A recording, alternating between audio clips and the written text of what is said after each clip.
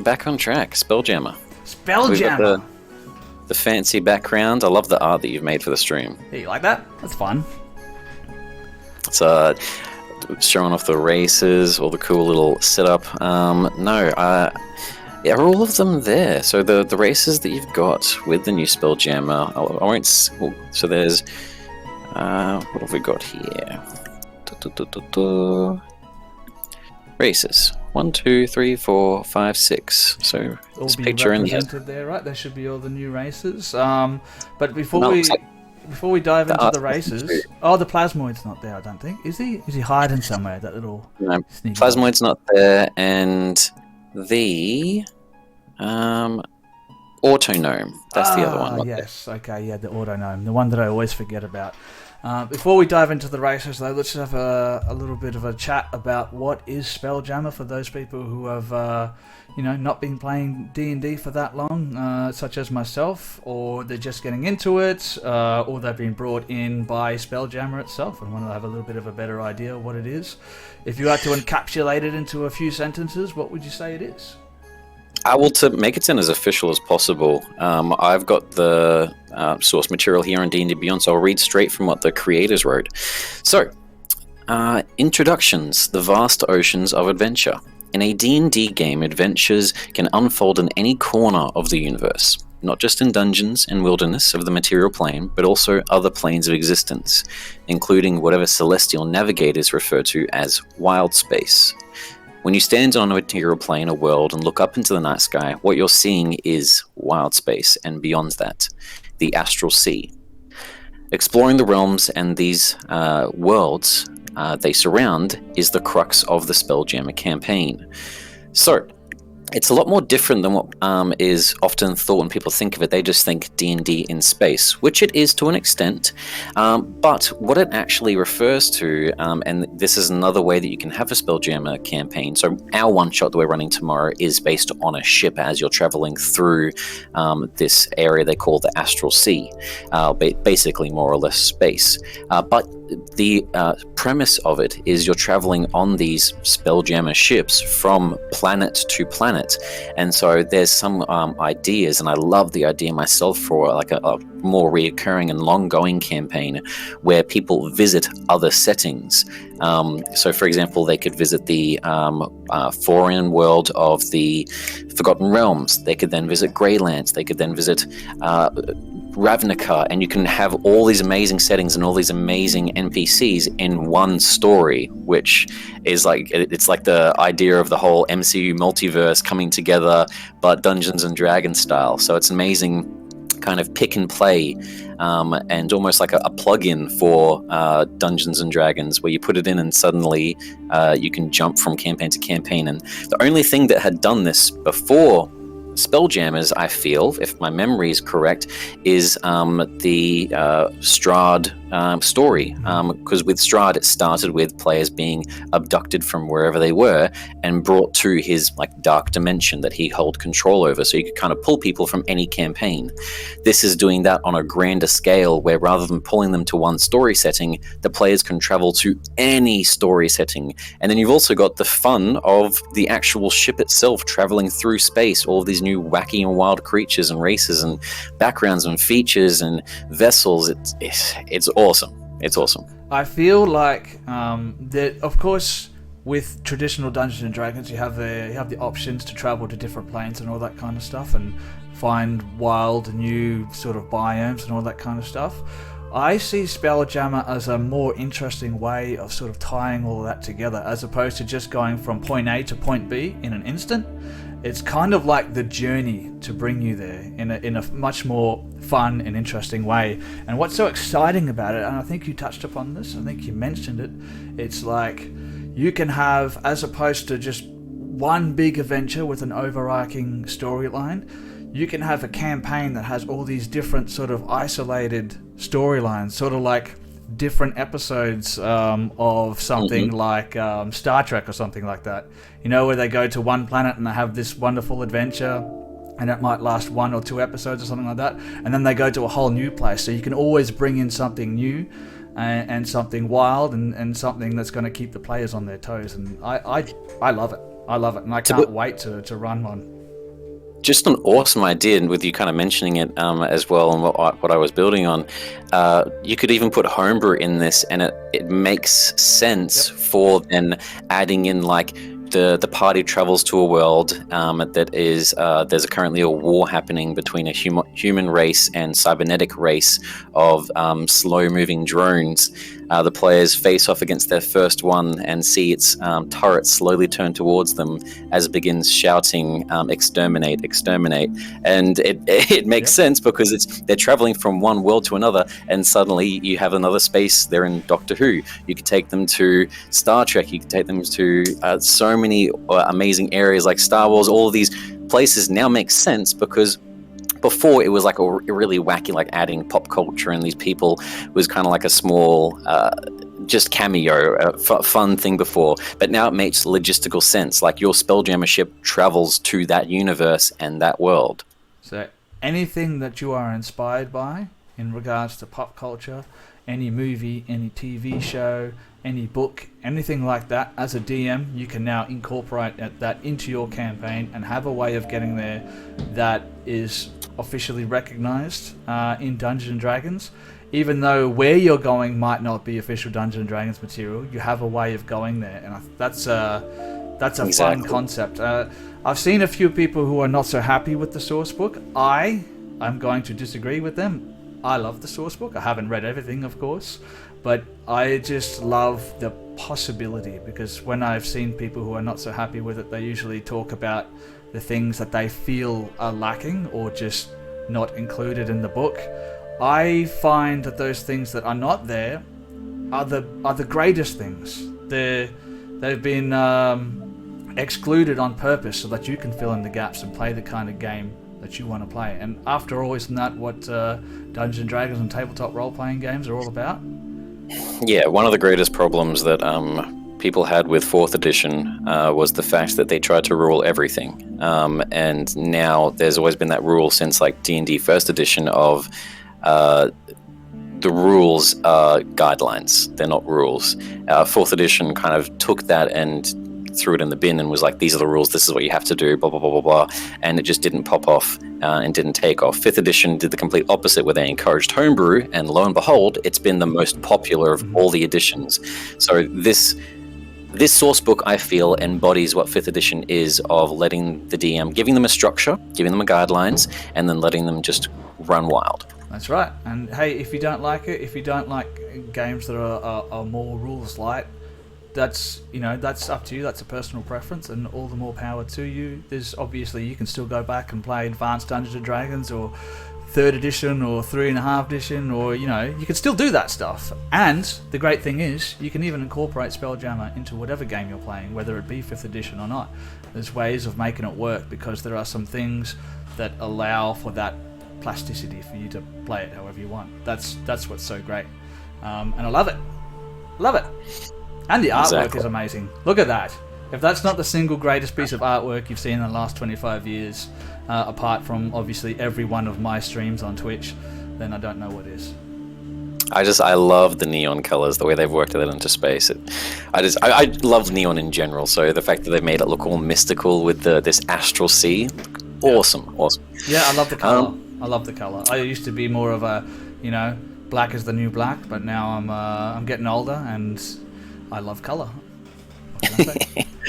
But getting into the characters. Let's do it. Let's have a look at the first one. What do we have coming up first? Well, what I wanted to quickly go over, because it wouldn't take too long, but it's the same way in the source book itself.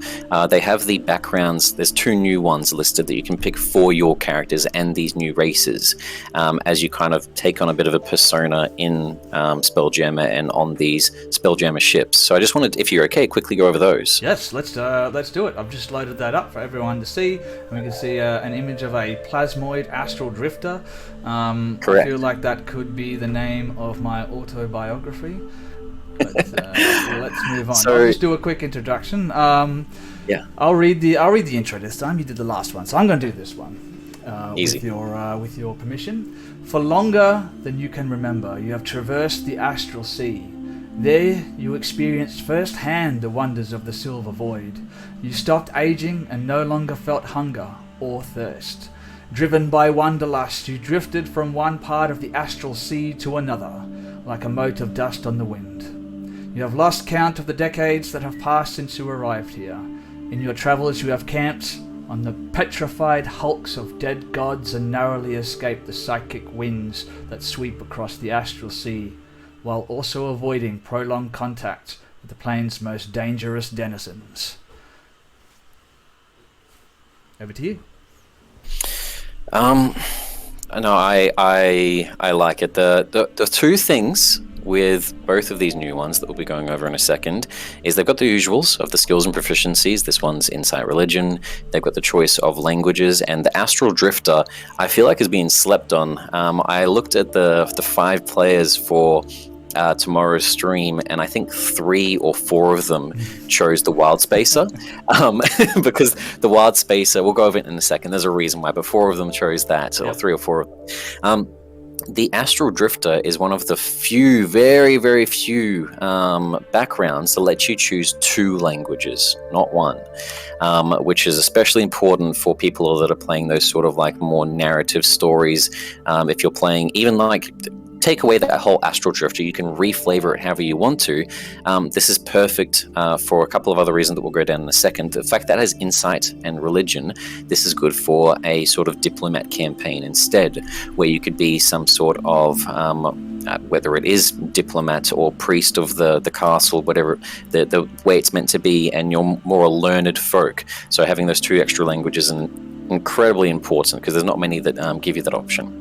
The equipment, the usual things: travel clothes, ink, bottle of ink, pouch. Starting 10 gold. Again, not many backgrounds give you a good amount of gold to start off with. Longevity, so 20 d6 years older than you look. Just a fun little roleplay thing. But the important thing right here is its feature. Now, every background's always had a feature, and new people in D&D will probably not know what that means because they don't focus too much on the background. They'll pick it and be like, yeah, I'm a gunslinger, or a monster hunter, blah, blah, blah, blah, blah, and they kind of just forget about it. It's just meant to be more backstory for them. Yeah. If you get into it, the feature can be applied by the DM's discretion, usually with a few different ways. I've got a person playing in our Monday night sessions of Cosmic Horror that is a blacksmith, and the feature is that you actually get to increase weapons and armor, giving them like the +1 status, but they just don't become magical. So you could continuously make like the most perfected longsword over time, as it's got like a +13 to hit or something. But this one here is a lot of them are very much DM's discretion, and they don't give you a set amount of things.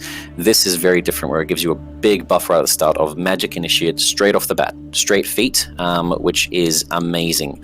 The Magic Initiate is the option where you get to get 2 cantrips and 1 first level spell of a certain type of caster, whether it is I think the options Wizard, Sorcerer, Warlock. I think it also has even Cleric, Bard, possibly. I'll have to double check that at some point. I just have it open now. Yeah, it's got Charisma for Bard, Sorcerer or Warlock, Wisdom for Cleric, Druid, or Intelligence for Wizard. Yeah, so it's got a lot of options in there, which suits obviously so many different classes that you're playing, and gives you just a couple more spells to have in your arsenal. And one of the things, obviously, when you're playing a class like a Warlock, you don't get many options, many spell slots. When you're playing stuff like a Wizard, you want to have as many spells as possible, so this is perfect for those. The second... so going over that with the Astral Drifter, that's what I love about it, where it's a lot more of a... For when people are playing that very smart PC that has plans or is the leader of the party, this is really good for that. The languages, the proficiencies, the magic feats. The Wild Spacer is the second one, though, and there is a reason I can see why 4 people picked it. But did you want to read the flavor text first that we have for it? Well, before we go over that, can I quickly just have a little talk about some flavor text for the previous one, for the Astral Drifter? Yeah. I think this is interesting, and it's worth noting as well. In the Astral Sea, you cross paths with a wandering deity. The encounter was brief and non-violent, yet it made a lasting impression on you. This deity saw it fit to share one secret or obscure bit of cosmic lore with you. Work with your DM to determine the details of this knowledge and its impact on the campaign. Roll on the Divine Contact table to determine which deity you encountered, or work with your DM to identify a more suitable choice, and I don't think that's anything that should be drifted over without just talking about it real quick, because it adds a lot of flavor to a background as well. Having contact with a wandering deity is huge. It's a huge thing, and it could be a huge impact on the campaign as well. Your thoughts? Yeah, as a DM, I like this, but I kind of see it as dangerous, because the fact, like you just said, the fact they had direct contact with a deity, I definitely know I would have players that would then try to pull the Divine Intervention card even when they're not a level 10 cleric. Yeah. They'd be like, hey, Timora, the person that I formed a bond with, gave me this special magic powers, special languages. Can I try to call upon their help as a certain check? Which is awesome, but I don't like people pulling the mummy daddy card in combat or die situations. I want them to think out of it. So I can see it, like you've said, being really flavorful narrative-wise and adding a good part to a campaign. But just as an experienced, the experienced DM inside me is a bit worried because I've already got players that try to do they're playing a paladin and they're like, hey, can I call upon my worships? And I'm like, yeah, sure, give me a roll. Even though it's not a feature they have, this is just encouraging that further, I feel like. If it was similar to, I think, Fantastic Four, where it's just the radiant sea, it's the radiation, or the astral sea itself, or there's even a certain liquid that is used to power the spelljammers. If having contact with something like that and its magical essence gave them these powers, I feel like that's good, because it doesn't give it gives people a sort of fantastical feel to spelljammers, but it doesn't give them that kind of just fall back on safety chair of, if something's going wrong, I'm just going to call upon my divine contact, because that's not what the feature does, but I know people would try to use it for that. Yeah, and now that you mention it, I have had that happen in the past, and I sort of just worked around it a little bit. But yeah, I think you do have to be tactful about the way, especially if you're running a very low level campaign, if you're starting at level 1 or level 2, they've had contact with a divine entity. Obviously you need to be very tactful, especially as a DM, about how you explain how that contact works with that particular character. But anyway, moving on, I've talked enough. I think Modbrew has a question in the chat. Modbrew, go ahead, throw your question in the chat. We'll move on, and we'll answer it as soon as we get it. I put the comments after. I think it answered himself. He was going to see if he could do some sort of divine intervention. Oh, so okay. I told you people would try. So, Wild Spacer. If it was a different question, though, Mod, correct me.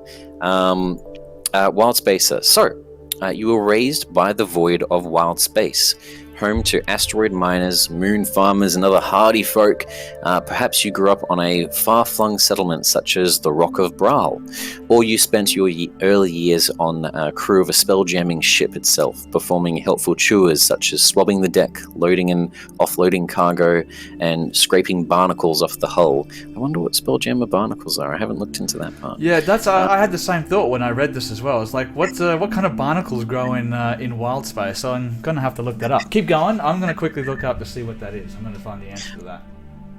Whatever your history, life in wild space has toughened you so that you are as brave as a miniature giant space hamster when it comes to facing the terrors and other challenges of the airless night. A little nod there to obviously Minx and Boo, who were previously in Spelljammer-esque stories before all of this, and space hamsters being a thing in Spelljammers. Whether they're real or not real, still unknown as far as I'm aware. They do have a stat sheet for it, but let me even check. I think they've been confirmed as real now with the release of Spelljammer, because there was a long time there. Obviously, there was a character in the Baldur's Gate series who had a pet hamster that he said was a miniature giant space hamster, but everyone thought he'd just been hit on the head and lost his mind.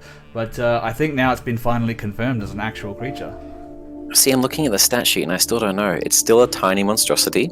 It still only has 1 damage. It does have a lot of hit points for a hamster, I'll give it that.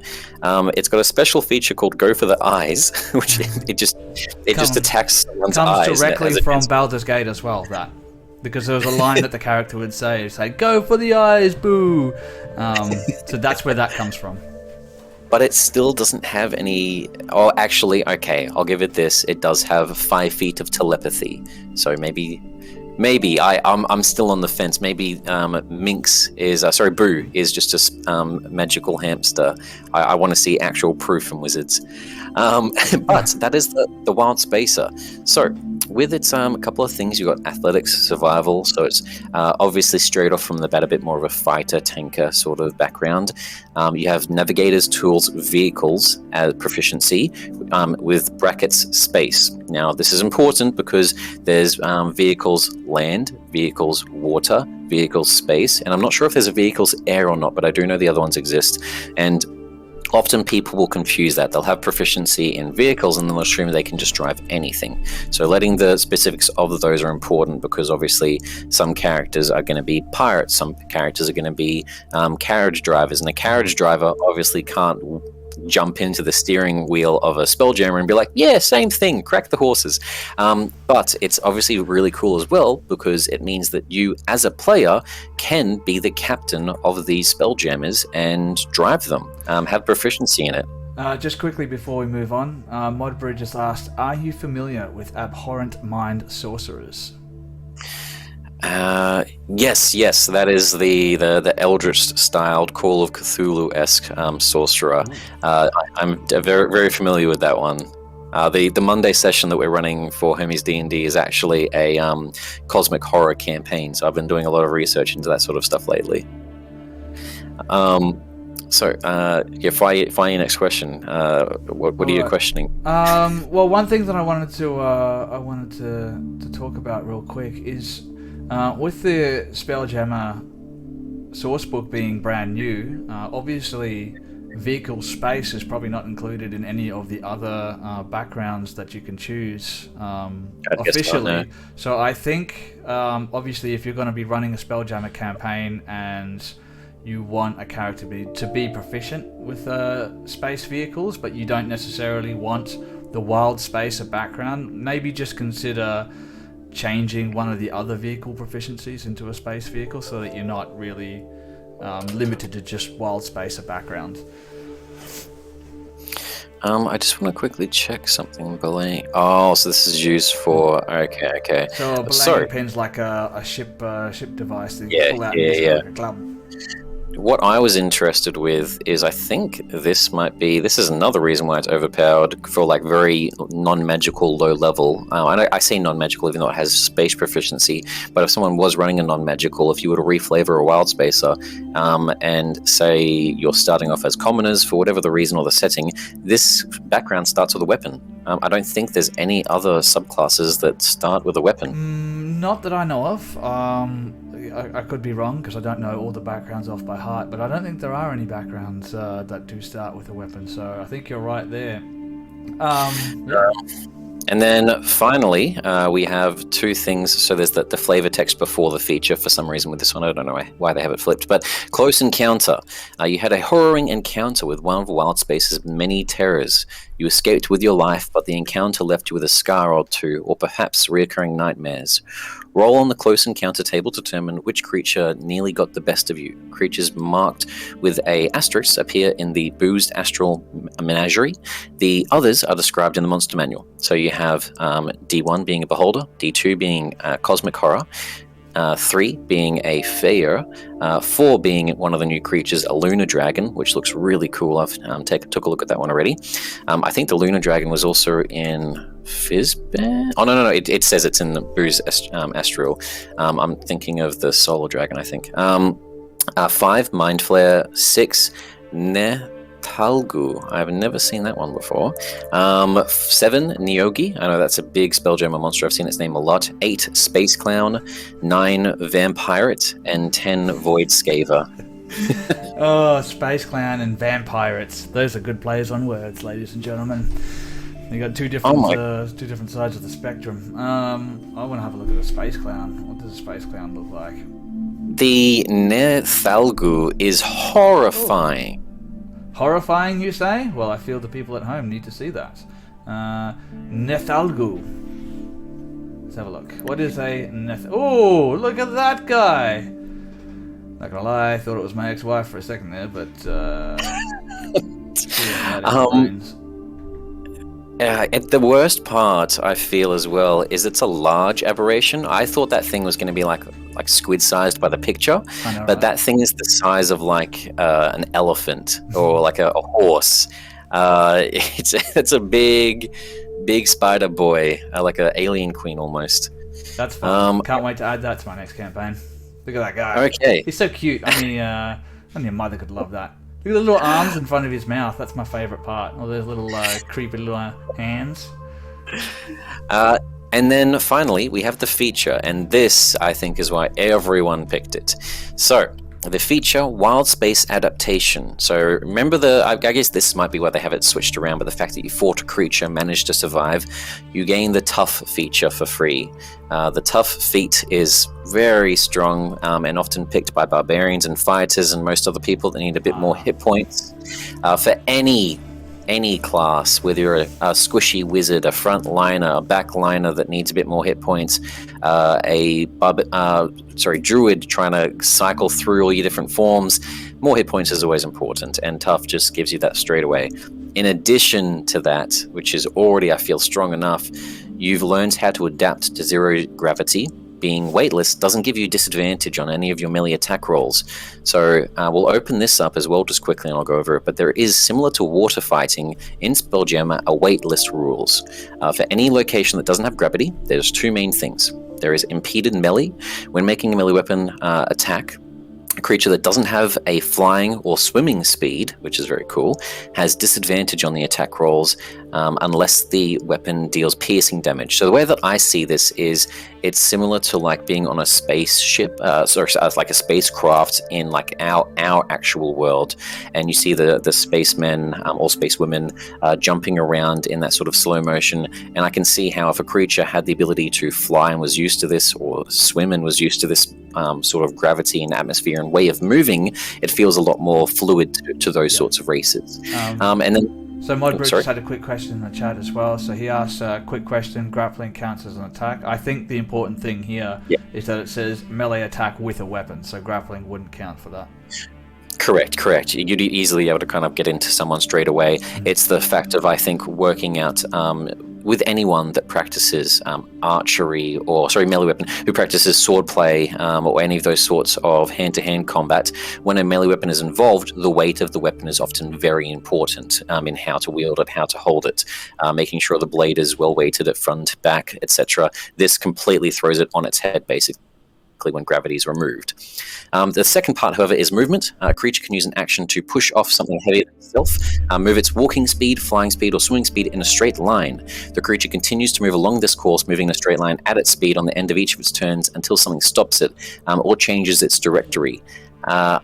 This is going to be very fun for tomorrow's session. Some people are going to be going off into the depths of space, never to be seen again. So I've got a question. There was a Netflix show. It was called... what was it? Love, Death and Robots, I think it was called. Life, Death and Robots, yes. something. Have you seen the episode where she's flying in space and she throws the thing? Is that something that you would allow? I 100% would allow someone to rip off their own arm and use the weight of it to try to propel themselves by throwing it.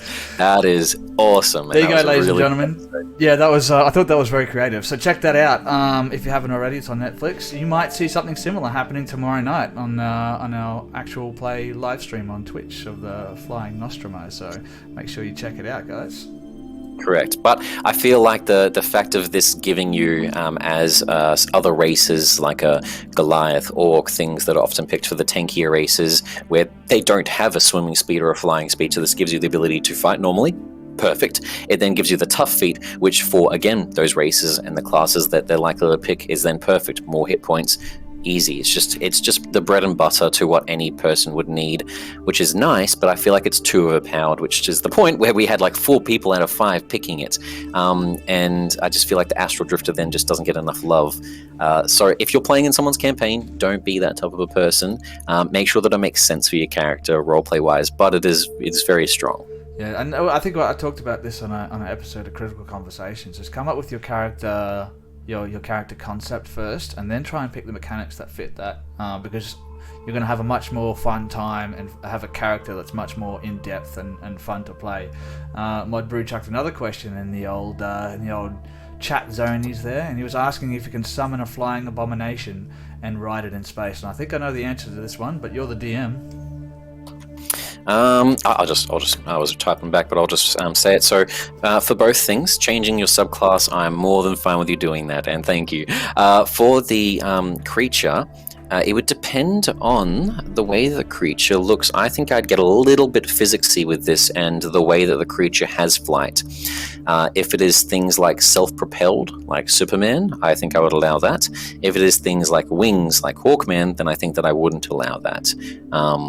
You would still have obviously the flight, so it would be able to make the attacks, etc., but it wouldn't be able to move flying without pushing off things. I think that's how I'd work it out as a dungeon master. I think that's probably the right call, and probably something that I would do as well. Obviously, mechanical ways of flying are not going to function weightlessly without air, obviously, to propel yourself from. So if you have some type of magical, Superman flying thing, then yeah, you could probably allow that. I'd allow an argument for that. Yeah, as a perfect example, what we were saying, like the Beholder, where it sort of has a telekinetic flight. That makes sense. Propels itself. But we've got 6 races. We don't want to spend all night with the 2 cool subclasses, so let's get stuck into them. Let's do it! First up, we have everyone's favourite, the Astral Elf. Let's have a look at that one. Shall we roll a d20 to see who reads the introduction for this one? Yeah, sure. Let's do it. Let's do it. Also, I do have a d20. I'm going to roll my eyes for everyone that sees the Astral Elf, as it's another, like the space, the subclass we just went over that's picked by everyone. There was nearly 5 Astral Elves in the story. I think we got 3 Astral Elves at the moment out of 5 players. I have tried I've tried to reason with them to see if anyone wants to change. No one has so far. I wanted to have a wider variety of the races on display, but I also don't want to affect what people want to play. They want to play Space Elves? Hey, be a Space Elf. 3 out of the 6 isn't bad, though. I got a 5, so... I got a 9, and I thought that was low. No. You go ahead. Read us the Astral Elf. Alright, the Astral Elf. Long ago, groups of elves ventured from the Feywild to the astral plane to be closer to their gods. Life in the Silver Void has imbued their souls with a spark of divine light. That light manifests as a starry gleam in the Astral Elf's eyes. Because nothing ages on the astral plane, Astral Elves who inhabit that plane can be very old, and their longevity gives them an unusual perspective on the passage of time. Some are prone to melancholy, while others might display an absence of feeling. Many look for creative ways to occupy themselves, whether they choose to live in quiet contemplation or strike out to explore the reaches of the multiverse. Astral Elves tend to see things through the lens of time as having little or no meaning to them. Astral Elves who don't dwell on the astral plane can live to be more than 750 years old. So basically, these are elves, but they're elves who like to listen to My Chemical Romance. Yep, 100%. The armor, I will admit, looks banging, and the eyes are very, very cool. So I can see cosmetically why this would be picked. Yes, it is pretty cool. And again, the artwork in this book is phenomenal. If for no other reason, pick up this book just for the art itself. They've done a bang-up job. Obviously, D&D, all the books have amazing artwork, but this one is just, they've taken it up another notch. Correct. And then we've got the, as every elf always is, a sane, just allotment and almost over-gift of features and racial features that it has. It's as if you were playing League of Legends and you were trying to pick which luck skin you wanted. You've just got as many options as you could want. So what does it do? I feel like elves, they're probably the most widespread of races. There's probably an elf variety for everywhere that you go at this point. You can find them anywhere. If there's a season, if there's a home, if there's a toilet in the mud, there is a type of elf that lives there and a type of sub-race for it. But the astral ones are nearly taking the cake. They've got a strong combination of so many different ones. From well, I'll wait until we go over the actual points themselves. All right. So let's talk a little bit just before we go over the Astral Elf traits. We should talk about what type of feel do you get from this sort of race introduction? Obviously, I said elves that like to listen to My Chemical Romance, but an argument could be made for Fall Out Boy or something like that as well. But we're probably talking about if you're role-playing an Astral Elf, you're not going to be the guy who's sort of, yelling and getting up into the front line to combat and all that kind of stuff. You'd probably be a little bit more quiet, a little bit more reserved, and a little bit more introspective, and probably a bit more slow talking, as it were, and a bit more contemplative of what you do and what you say. Does that sound about right? I actually like the idea of using an Astral Elf as a mini-boss or BBEG for the single sentence that it says of many look for creative ways to occupy themselves. I like the idea of a Astral Elf that has lived for so long, they've become so bored with everything, that they've found a way to entertain themselves and bring some sort of emotion and spark to their emptiness, which to others is a complete abomination of what they're doing. That's whatever cool.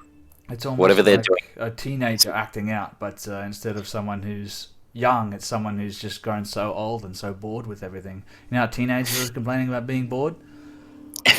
I love the idea of like a mad scientist experimenting on people, and the players finally save their friend who's been stolen by the mad scientist. They find out it's an Astral Elf. They try to figure out what he's trying to accomplish, and it's nothing. He's just having fun. These experiments there's no means to an end. I just feel like that would be an awesome reveal and just show you how psychotic this NPC is and mess with the players' heads. Like you're saying, My Chemical Romance, you can have these like goth players having cool characters, but as an NPC, I feel like that would be so out of box and original. I love the idea of it. You know what I get from that? I get the Joker from The Dark Knight. Just not someone who's doing something because they have a plan or they have an idea or something that they want to achieve. Someone who's just doing something because they can, because that's all they have. That's all they have left, is just doing something. That's cool. I like that. That's why I have you around, because you come up with these cool ideas and then I steal them and use them in my campaigns. I'm just a generator. I'll start charging you. But like every other thing, we've got it being actually, I'd say like every other thing with the creature type, but the Spelljammers is one of the few ones now where they actually specify a lot of them as not being humanoid. Yeah, we'll get into that. Yeah. All right. So obviously, as an elf, no surprise here. You are a humanoid for this one. You are also considered an elf for any prerequisite or effects that requires you to be an elf. I think all that really sort of takes into regarding like you don't sleep. Obviously, you have your meditation and all that kind of stuff. Your size is medium. That's accurate because my size is medium. Your walking speed is 30 feet. As I get older, that's getting less. Astral Fire. You know one of the following cantrips of your choice: Dancing Lights, Light, or Sacred Flame. Intelligence, Wisdom, or Charisma is your spellcasting ability for it. And this we go back again as a first level character, having spells available to you even when you're not playing a spellcasting character. That can be a huge benefit. So obviously, and Dancing Lights and Lights probably not that important for your character, but it might be important for someone that you're traveling with. Exactly, like what they've done here, which is already strong with it, is the variety and the utility is insane. Dancing Lights and Light itself, both some of the most used and important utility spells in dungeon crawling campaigns. Obviously in space there's going to be lots of void of black and darkness, and a lot of the other races might not have dark vision, but for the cherry on top, you don't have to just pick a like utility spell. They then give you Sacred Flame, so they give you a straight out damage one if you want one. It's so strong. Yeah, it's good. You've got a couple of good options there depending on what your character's like and what you want to do with them. So obviously, dancing lights and lights not so important because your character has dark vision, so it affects your party members. So if you're traveling with a lot of, I don't know, humans, that can be useful. But you yourself will have dark vision, 60 feet worth of dark vision. You have the Fey ancestry, so you have advantage on saving throws to avoid or end the charmed condition on yourself. You have keen senses, which gives you the proficiency in the perception skill. Perception's one of those ones that you use, it's bread and butter, you know what I mean? So having a proficiency in that is very important. It's the most used for when you're being snuck up on, trying to find something in a room. Again, just making the Astral Elf more OP. If you can get obviously proficiency in perception, it's obviously one of those ones that it's a good fallback if you don't know what else to do. Take proficiency in perception because you're going to be doing a lot of perceiving. I mean, we do it every day. You know, from the moment you wake up to the moment you close your eyes to go to sleep, you are perceiving things. So perception skill, obviously, very important. You get the Starlight Step. As a bonus action, you can magically teleport up to 30 feet to an unoccupied space that you can see. You can use this trait a number of times equal to your proficiency bonus, and you regain all expended use when you finish a long rest. Your thoughts, Christian? So they've already taken a splash of some of the magical elves that have access to spells, etc. They've taken a splash from some of the elves that have proficiency in strong skills. They've then taken a splash from obviously the usual elf things of Fey ancestry, dark vision, etc. They then have also stolen from the Eladrin the Misty Step that those Eladrin have, which makes Eladrin, that's one of the main reasons Eladrin's picked, because of their Fey Step that they have. So the fact that these now also have that, it's too much, wizards. It's too much. It does tip the scales a little bit in their advantage. And it's not a one-time use, it's proficiency bonus use. So you're going to be using that twice up to, what level is it? 5th level or something like that? 6th level? I can't remember. Yeah. So you got 2 uses of that, and then it's just going to keep going up from there. And obviously, Misty Step, Starlight Step, not just good for spellcasters to get out of difficult situations, it's also good for frontline fighters. Starlight Step, bonus action, boom, you're right in the action without having to move. You get surrounded by the bad guys in the trap, boom, you're no longer surrounded. You're out. It's great. You have ESP virtually. There's no campaign, there's no situation where having Starlight Step or Misty Step or whatever it is, it's not going to be an advantage to you. I've used it. I don't play that often. I'm usually the DM, but I've used it, so that's huge. And then, like every elf, we have their trance, although this one is Astral Trance. Astral Trance. You don't need to sleep, and magic can't put you to sleep. You can finish a long rest in 4 hours if you spend those hours in a trance-like meditation. Sorry, I think that music's too loud. Just give me a second while Yep, it's way too loud. There we go. What was I going to say? Whenever you finish this trance, you gain proficiency in one skill of your choice, and with one weapon or tool of your choice, selected from the player's handbook. You mystically acquire these proficiencies by drawing them from shared elven memory and the experiences of entities on the astral plane, and you retain them until you finish your next long rest. I mean, just to add that little bit of icing to this already wonderful cake, you just get basically free proficiencies. Yeah, the trance with elves, just to go through the usual stuff that they have, is the same of you don't sleep, you trance. While meditation, you see visions rather than actual sleep, and it gives you the benefit of an 8-hour long rest, and that's it. This throws on top, we're just going to give you more skills and things that you can do. You want to have, you guys are planning to go to a casino next time. You can give yourself proficiency and a tool set that is useful for that. Thieves' tools or whatever. You're going into a baking fest and you need to off someone, you give yourself proficiency in a poisonous kit. It's just... Wait, hold on. I think there's something that we need to unpack there. Did you just say you're going to a bacon fest and you need to off someone? No, I think I didn't. If I did, it's probably just because it's on my mind. I was. What, that time you went to Bacon Fest and felt you needed to assassinate someone? I think we just learned a little bit thing about DM Christian, everybody. It's just the Astral Elf. I feel like they didn't need to add this much. It is an amazing race. It's colorful. It's awesome. The having the astral fire of utility or damage, having the perception, having the Eladrin step, having the free proficiency now when you finish a trance, and a trance is only 4 hours rather than 8 hours, obviously like all other elves. But once you finish that long rest, you then get all your spells back. You get a new proficiency. You get all of your Starlight step back. So every 4 hours, you're just a powerhouse. That's right. I know some like it's going to be such a played class, similar to like variant human, but I don't like that for the aspect of it means that the other races aren't going to be picked as much. And that's why I don't like it personally. I don't mind if things are overpowered. I make my monsters more overpowered, but I like variety, and that's why when we've got the stream for tomorrow, and there were so many Astral Elves, I just felt bad for all these other ones that weren't getting limelight. Yeah, and that's going back to that same thing again. Don't. And this is just advice from me to prospective players, to people who are new to D&D or something like that. Try not to choose your character based on what's best mechanically all the time.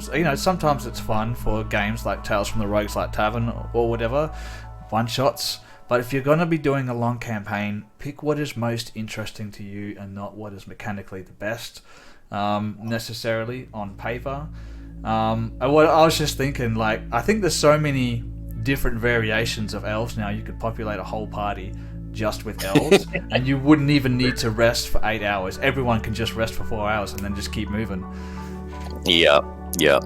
No, the Astral Elf with its, like I mentioned, I do love the idea. I could make an amazing, obviously as a forever DM, I'm always thinking of bad guys rather than PCs, but it is an amazing thing. It's got these awesome abilities, makes it very strong, but like Sven's just said, min-maxes are never fun, guys. Unless you're playing in the overpowered hard dungeon, the Dungeon of the Mad Mage. Is that it? What's the adventure that no one's meant to? I know the one that you're talking about now, but the name is slipping my mind. I should know this. The something Doom Dread. Oh shit! Damn it! I forgot what the name is. Leave it with me. I'll think of it. Tomb of Annihilation. That's the one. Yes. Unless you're playing in the Tomb of Annihilation, then it makes sense for everyone to play an entire 8 party of Astral Elves. If not, pick it if it makes sense for your character and your story and the background that you've made. Have some fun with it. Exactly. Go nuts. Yes. But second up, my turn for some flavor text. We have the Little Mechanical Men. Autognomes. I love this idea, and I think this is the second after I'm forgetting the name for a second now, but the second mechanical kind of constructed race that's been released in Dungeons and Dragons. So yeah, you had the Warforged, obviously. Now you've got their shorter cousins, the Autognomes. So I haven't looked over these ones too much, but I'm keen to see how they work, because one of the big things with I'm having the worst brain fart. What did you just say? The Warforged? The Warforged, yes. One of the main things with the Warforged was their crisis of soul and how they worked and finding their place in the universe. So I'm keen to go through this now and see if the Autognomes have the same thing. Their art looks very colourful, so I don't think together. Autognomes are mechanical beings built by rock gnomes. Okay. Sometimes because of the malfunction or a unique circumstance, an autognome becomes separate from its creator and strikes out on its own. An autognome bears a resemblance to its creator. Most autognomes are programmed to speak and understand Gnomish. The internal components used in an autognome's manufacture can vary wildly. One autognome might have an actual beating heart in its chest cavity, while another might be powered by stardust. While another might be powered by stardust or intricate clockworked gears. Roll on the Autognome history table to choose an entry that you'll like to identify what event set you on the path of adventure. If nothing on the table appeals to you, work with your DM to create an origin story. Like gnomes, Autognomes can live for centuries, typically up to 500 years.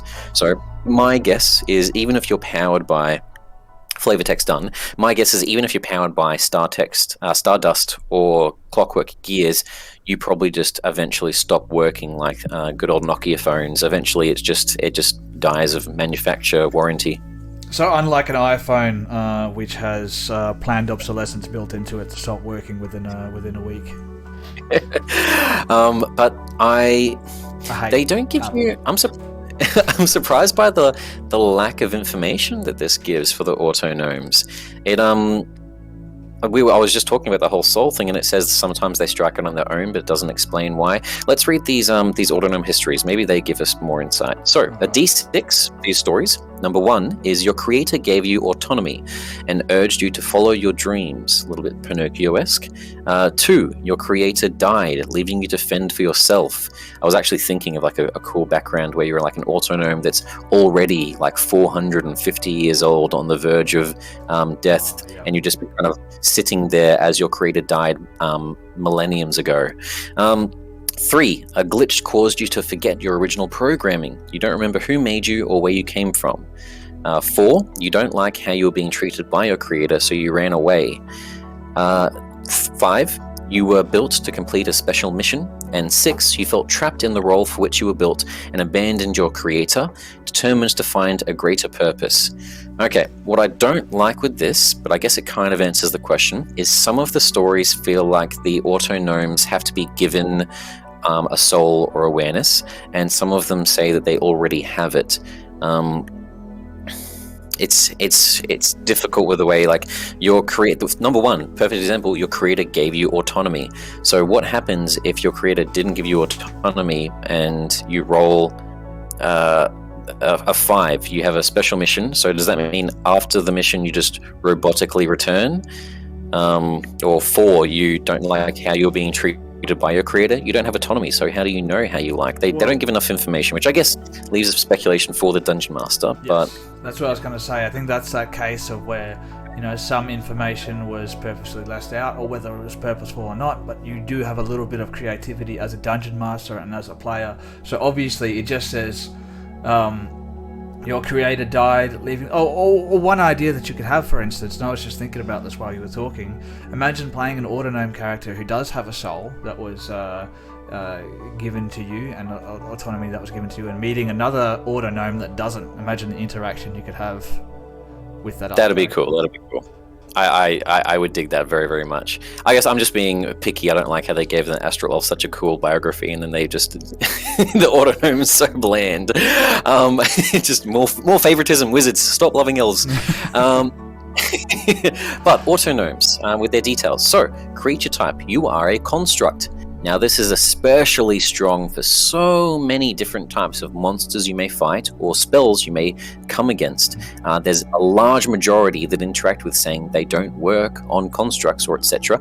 Or they do, for example, the mending spell, which is used with the Artificer's Steel Defender and can heal it. So we'll go over that in a second, but I think this already has an option and included it with its racial traits.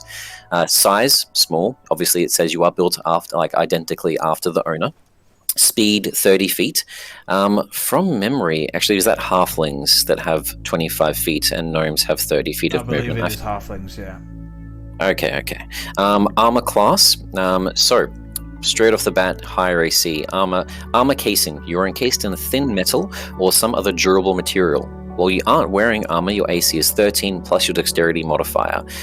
So straight away giving you the AC that the lizard folk has, the blood sorcerer, dragon blood sorcerer has some options. There's very few in between, but another one now that gives you a 13 plus dex for your armor class, which will make this especially important for people that want that high AC, but don't have the ability to wear armor, so casters of wizards, warlocks, etc. So Modbro just corrected me there. Gnomes do have 25 feet of movement, so the Autognomes are quicker than their creators.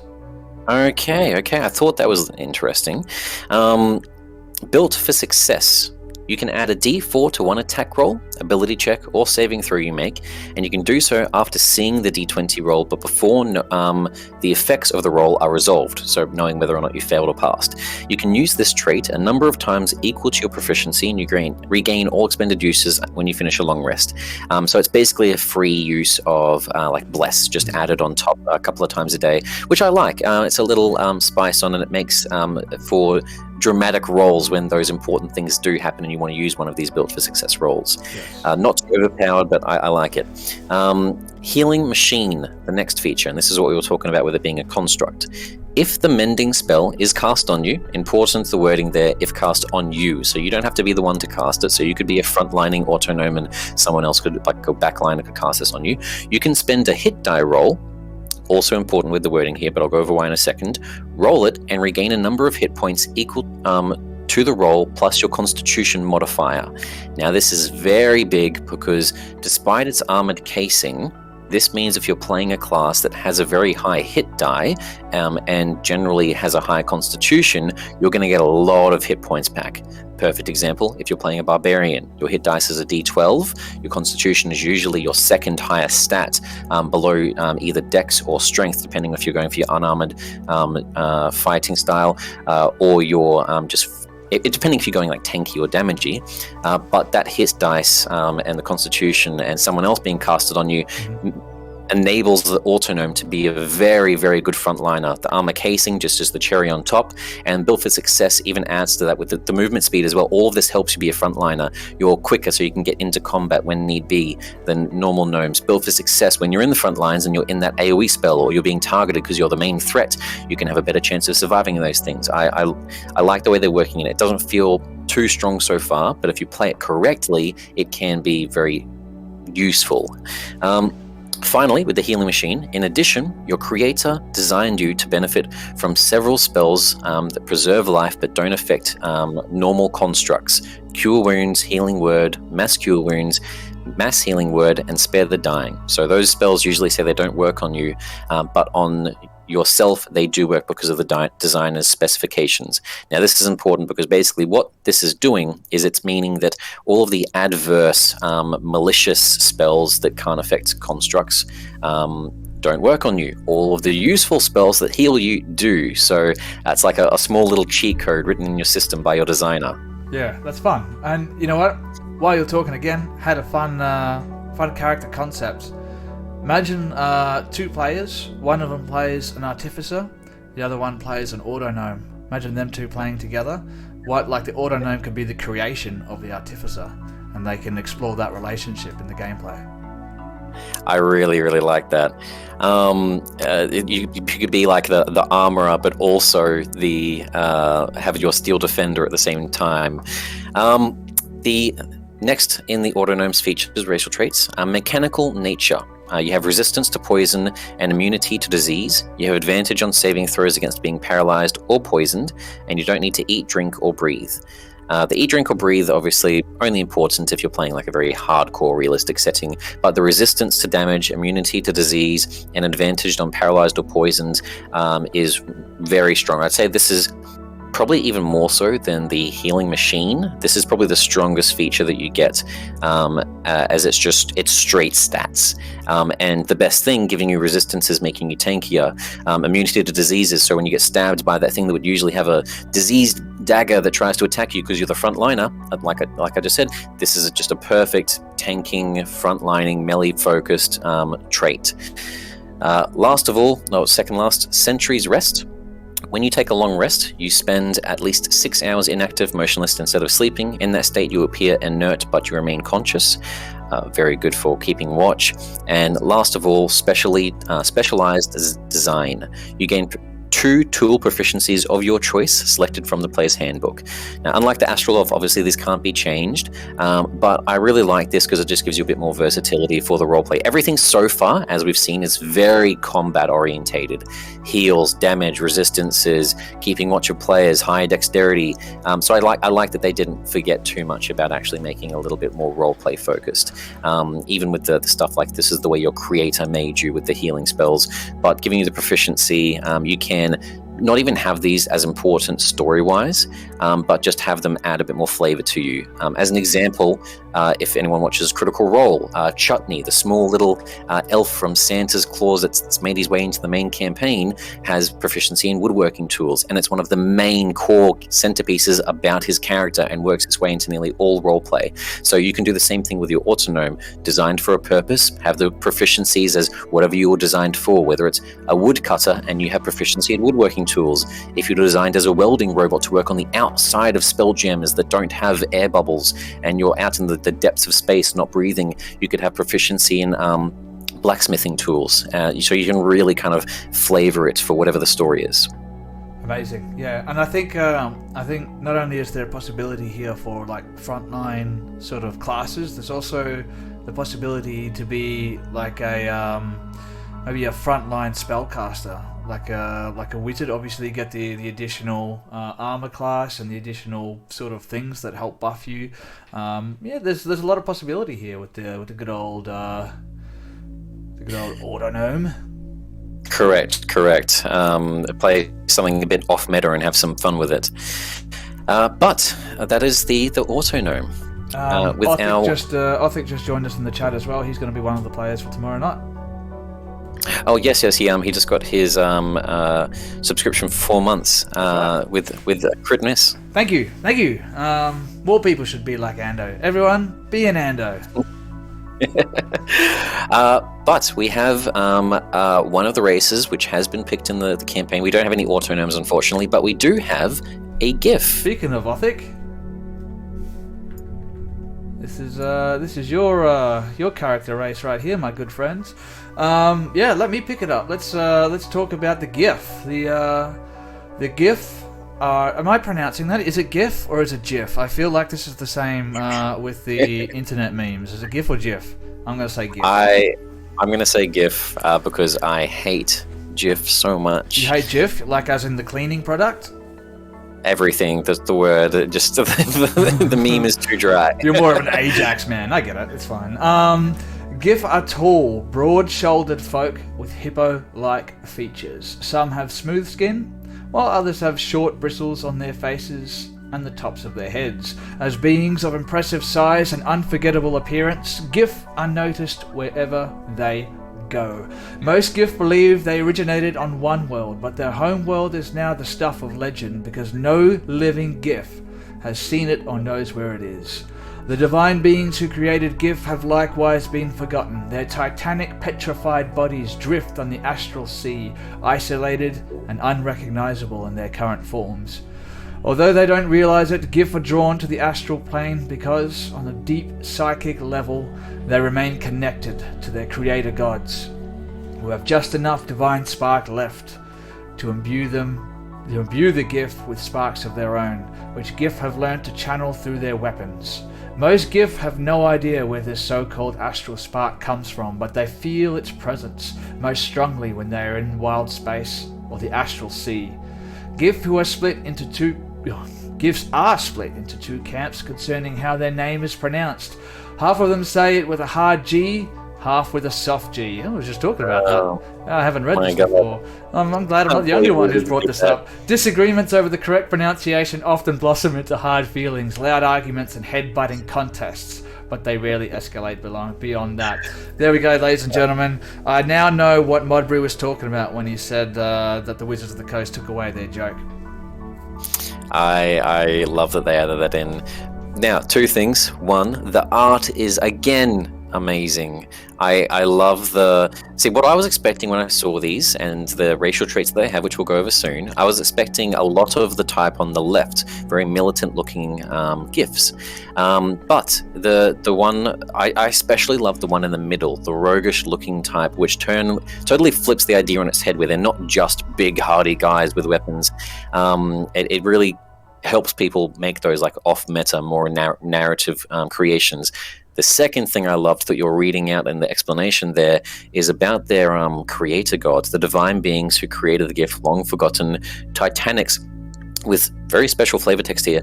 Petrified bodies drift on the astral sea, isolated and unrecognizable, but obviously the Giff is still called towards them. I would love to write a story where it's a Giff cleric that is being called back to one of these gods to rediscover him. This just huge titanic thing floating in space. If anyone's seen the, again, another callback to Netflix series, I think it's, is it Dead Space is the game.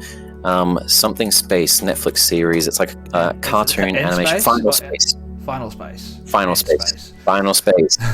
Space has creatures similar to this, large titanic beings, and I love the narrative idea of finding one of these things just floating through the astral sea. That sounds so epic. Like, that's movie quality stuff. Yeah, that brings to mind obviously the Marvel sort of the Eternals, Nowhere, obviously, and Guardians of the Galaxy, that big floating head where they built a city on the inside of this eternal, ancient deity's head. I think that is really cool, and that again, that is another spark of creativity for a player and a DM to add to their campaign.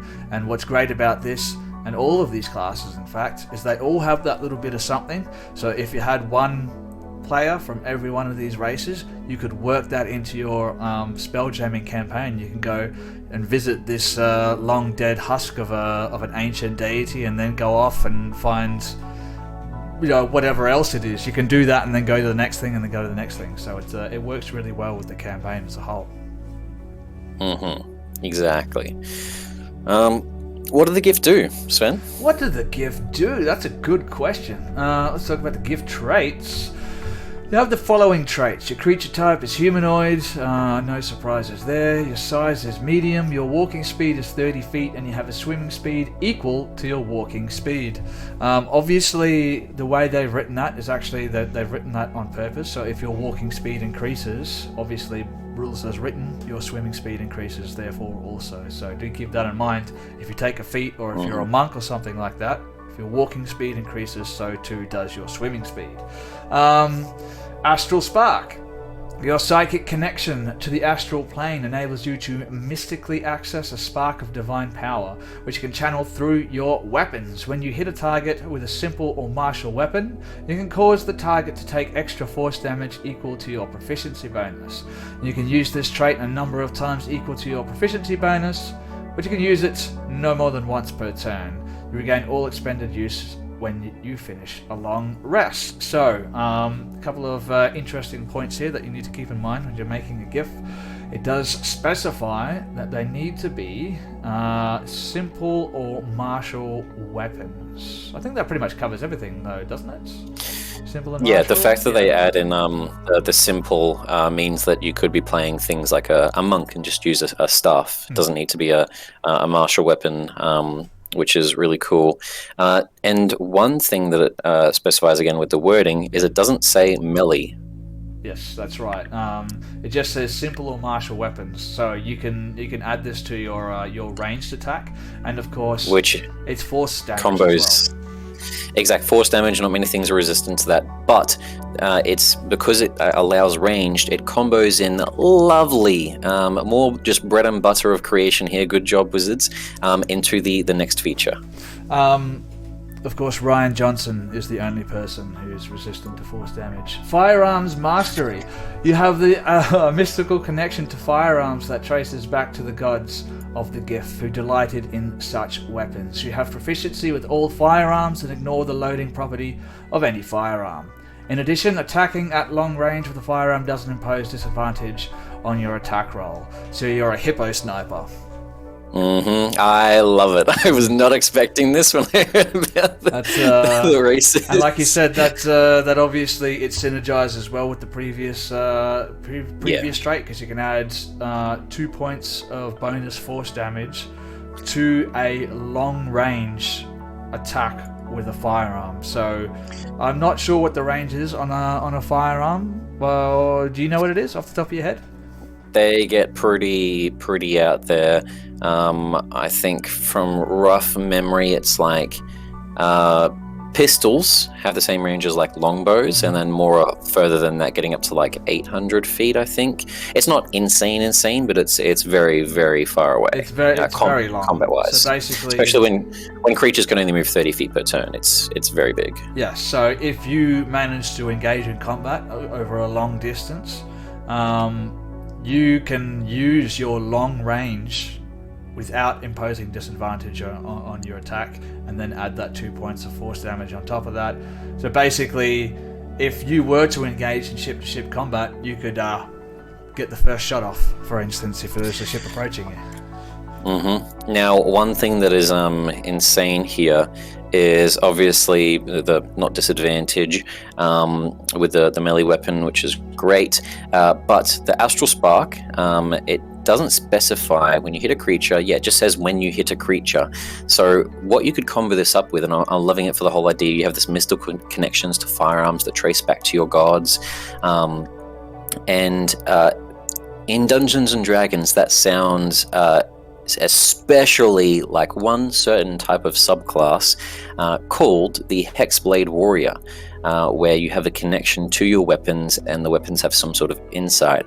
I would love to make a GIF as an idea that has a firearm that is connected to one of these petrified gods, granting them a spark of their power, and then it allows you, if you have like some sort of like big bad news sniper rifle-esque weapon, you can unload the Astral Spark, you can unload your shots, all the special things you get as a Hexblade Warrior, which include the Eldritch Smite, which unlike the Paladins, can be used on ranged weapons. I'm pretty sure Paladins can't be used on ranged weapons from memory, but the Eldritch Smite can be used just on any your packed weapon attack. So you make your packed weapon, it's also force damage, and being a warlock, you're obviously then connected to some greater deity that's granted you these powers, which fits in perfectly with the Giff gods. So being a Hexblade Giff with your sniper rifle as your packed weapon is just the perfect character. I feel like that's going to be the staple. I'm going to call it now. And remember, kids,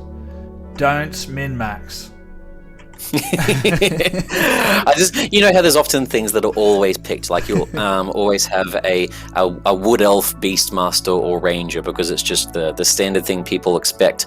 For Giff, I feel like the expected thing is going to be Hexblade Warrior. That, or obviously the fighter subclass with guns, gunslinger. Yeah, so a dex fighter or something like that. Yeah, that's cool. And obviously, last trait of the Giff here. Hippo build. You have advantage on strength-based ability checks and strength saving throws. In addition, you count as one size larger when determining your carrying capacity, and the weight you can push, drag, or lift. I think the most important thing here, obviously, advantage on strength-based ability checks and strength saving throws. Which gives you possibly a little bit of an advantage in situations where you could become grappled or restrained by something, breaking that restraining effect on you. Also, one thing that's doesn't really matter too much. One thing that's noted in the firearm mastery is that you still get disadvantage when someone's within 5 feet of you. The advantage on strength ability checks means that your shoves now have advantage. So you can, if you've got multi-attack, shove a person out of 5 feet, getting them within 10 feet, and then attack not with disadvantage. Face palm, bam. Love it. Yeah. All right, and that's pretty much the end of the GIF. They were a fairly short one to go through, and the next one. Gee, I wonder why. I wonder where all the love from Wizards went. I feel like they did them all at once, and they sort of ran out of steam when it came to the GIF. Like, yeah, they can shoot really good. There we go. But we do have another interesting race, the Hadozee. So, I'm not sure if I'm pronouncing that. It's the very first time I've ever said the race's Hadozee. name. Hadozee. The Hadozee. The first Hadozees were timid mammals no bigger than house cats, hunted by larger natural predators.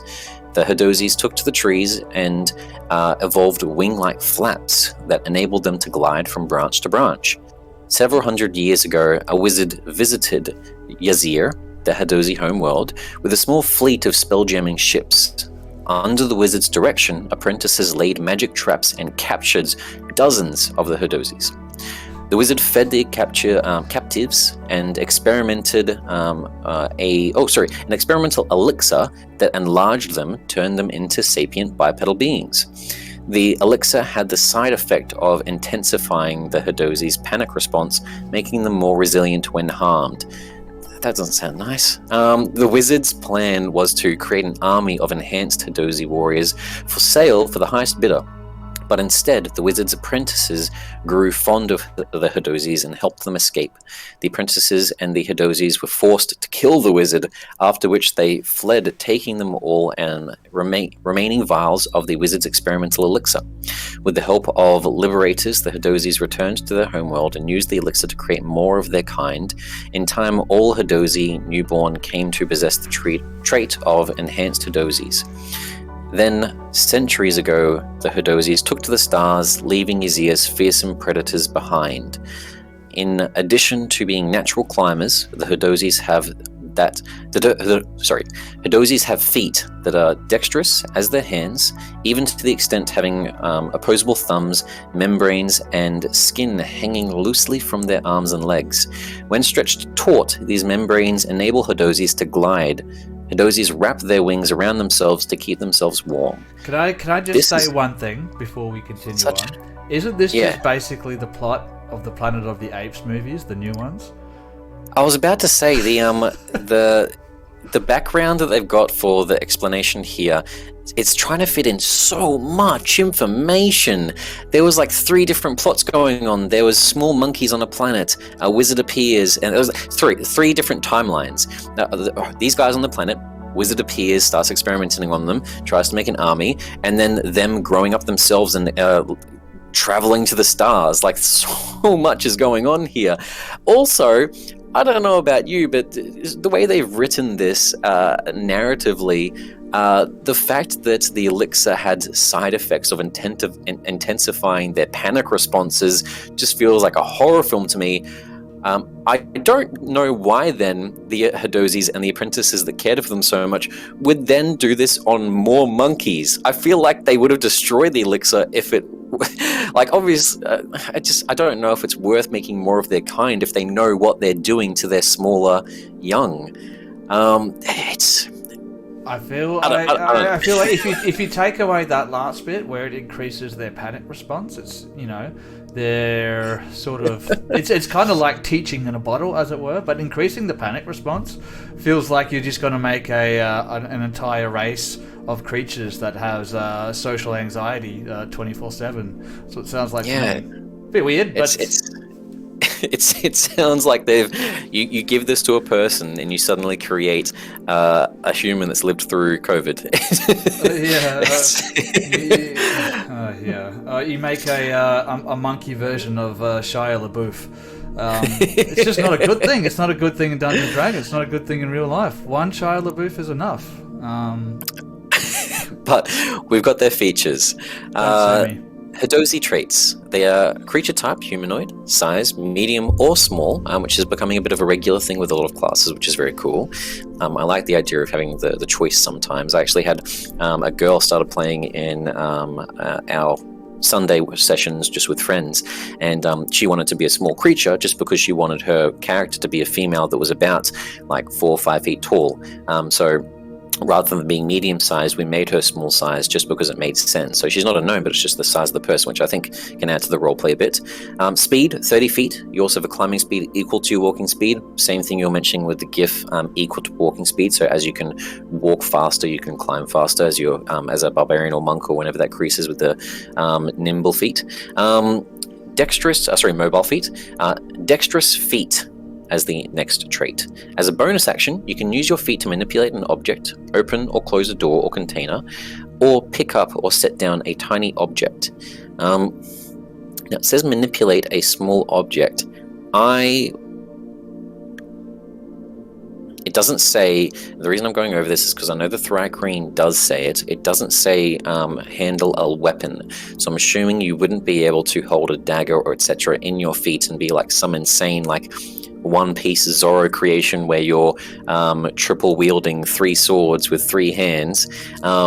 But what it does mention is you could be a caster, and I feel like holding a wand or arcane focus in one of your feet as you try to walk single-footed could be possibly a thing. I, as a DM, would make them do acrobatics checks and possibly half movement, but you could make some sort of abomination if you would like to. Well, I feel like there's possibilities here of... Are your arms restrained? Are you hanging from something? Want to use a two-handed weapon? Sure, use your feet. Exactly. The next feature, glide. If you are not incapacitated or wearing heavy armor, you can extend your skin membranes and glide. When you do so, you can perform the following aerial maneuvers. You can move 5 feet horizontally for every 1 feet you descend in the air at no cost of your movement. When you take damage from a fall, you can use your reaction to reduce the fall's damage to 0. Okay, so it's not like the monk where you roll a dice and reduce it by that amount. You just completely take it down. Now, what it says here is...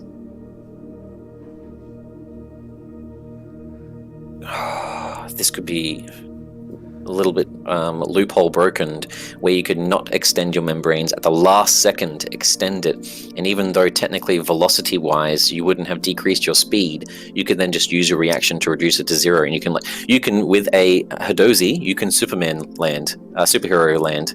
Oh, that's fun. Fall, like, and then doosh. It's a bit like a cat when a cat falls from a high sort of space. that's what I'm up saying. Their legs and they catch the wind in the little weird leg flaps. It's kind of what's going on here. And then finally, the Hadozee Resilience, what they get from this elixir. The magic that runs in your veins heightens your natural defenses. When you take damage, you can use your reaction, a lot of reaction uses, to roll a d6. Add your proficiency bonus to the number rolled and reduce the damage taken by the amount equal to that total.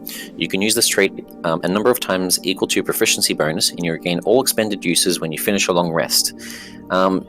Someone in the chat, correct me if I'm wrong, but I think this is the only other feature. There's a lot of new things in here that are already in D&D but haven't been done again, which I like. It gives variety for choices, but the only other damage-reducing racial feature, I think, was with the Goliaths, with their reducing a thing by, was a D10, I think, plus their constitution. But yeah, another race that can now do that as well, reducing damage. Yep. Damage reduction, always great. This class is... I don't know how I feel about it. The damage reduction isn't as good as the Goliaths. The glide is a little bit weird. The reducing to 0 is strong, but there's not many circumstances where you're going to be hero landing.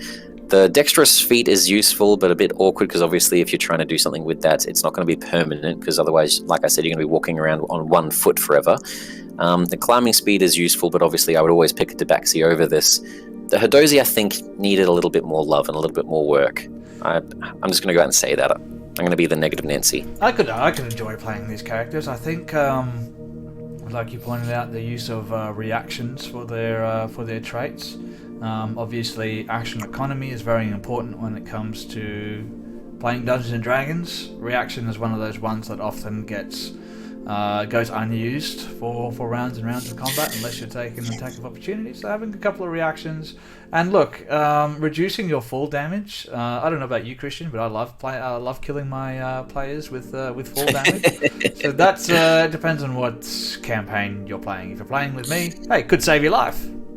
One thing I've also noticed here, which I get all the points you're saying, but just to be critiquing with this, there's so much action economy, which is good and bad. It gives action economy to classes that don't often have bonus actions or reactions, which is nice, but there's not many just natural traits here. Often things are needing to be activated or used. Yeah. It's a bonus action to use your feat. You can't just do it naturally as like a free action. It's a reaction to stop the fall damage. It's a reaction for your resilience. The only things that you get naturally are the flight and your climbing speed. Yeah. Everything else needs to be activated. Yes, you're definitely not wrong. As far as like mechanically, this is probably one of the weaker of the races that came out with Spelljammer. So if you're looking for mechanical gameplay, probably not the one you want to go with, to be absolutely honest with you. But you can, I've just read some of the comments we had in the chat, one with Modbrew. You make a good point. You can still make fun things with this. I love the idea of taking the grappler feat and being like an assassin MMA style starting of being like a grappler, where you grapple someone, restrain them on the ground, and then I would, as a DM, as they're then grappled, allow them to wield like a dagger, even though it doesn't say wielding weapons. I love the idea of just like shredding into this person with all your feet and arms and legs as you're like just grappling them on the ground. That does sound very chaotic and definitely up my alley. I like the idea of someone hanging upside down in like the rigging of a ship or a tree whilst firing weapons. You know what I mean? Like firing long-range weapons or fighting while hanging upside down by their feet. I think that's there's a lot of fun to be had here. Don't discard it because it may not be the most mechanically advantageous race to play, because there's a lot of ways that you can have fun with this. But I think I'm sort of beating a dead horse here. I keep saying that for every race, and it's true. It's true. No, you are right, and obviously everyone needs to see the silver lining in ways that you could use it, in ways that you can have fun. It's the main thing you do as a DM all the time. But I'm wanting to be picky, because if Wizards do ever watch this, just making sure that you give other races some love and not just the elves. I guarantee you they're watching right now. But next up we have another race that is being used. We've talked about the Astral Elf, we've talked about the Giff. This is the last race that is being used in tomorrow's the Flying Nostromo one-shot, the Plasmoid. I'm not gonna lie, when I saw the list of races, this is the one that that interested me the most. This is probably the first one that I would have chosen. But over to you. What is a Plasmoid? Plasmoids are amorphous beings with no typical shape. In the presence of other folk, they often adopt similar shape, but there's little chance of mistaking a plasmoid for anything else. They consume food by osmosis. They have a way, the way of amoeba does, and excrete waste through tiny pores. They breathe by absorbing oxygen through another set of pores, and their limbs are strong and flexible enough to grasp and manipulate weapons and tools. Although most plasmoids are translucent grey, they can alter their skin and translucence by absorbing dyes through their pores. Plasmoids don't have internal organs of the usual sort. Their bodies are composed of cells, fibers, plasma-like ooze, and clusters of nerves. These nerves enable a plasmoid to detect light, heat, texture, sound, pain, and vibrations. Plasmoids can stiffen their outer layer of their bodies to maintain a human-like shape so they can wear the clothing and accessories. They speak by forcing air out of tubular cavities that constrict to produce sound. When plasmoids sleep, they lose their rigidity and spread out, and thus sometimes mistaken for a rock or some other feature of the environment. That's a bit odd. There's a couple of oddities here which I thought would have been different. One, when they're sleeping, what I like.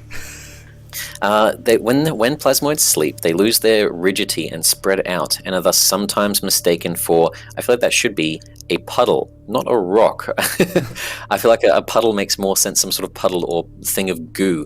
Also, some very funny things here. I love the fact they didn't even make it sound like it was meant to be humorous, but the fact that plasmoids can stiffen their bodies and they made it make sense to wear human-like things, clothing and whatnot, to make it make sense for them wearing armor as an adventurer, but accessories. I love the idea that some plasmoids are just like housewives.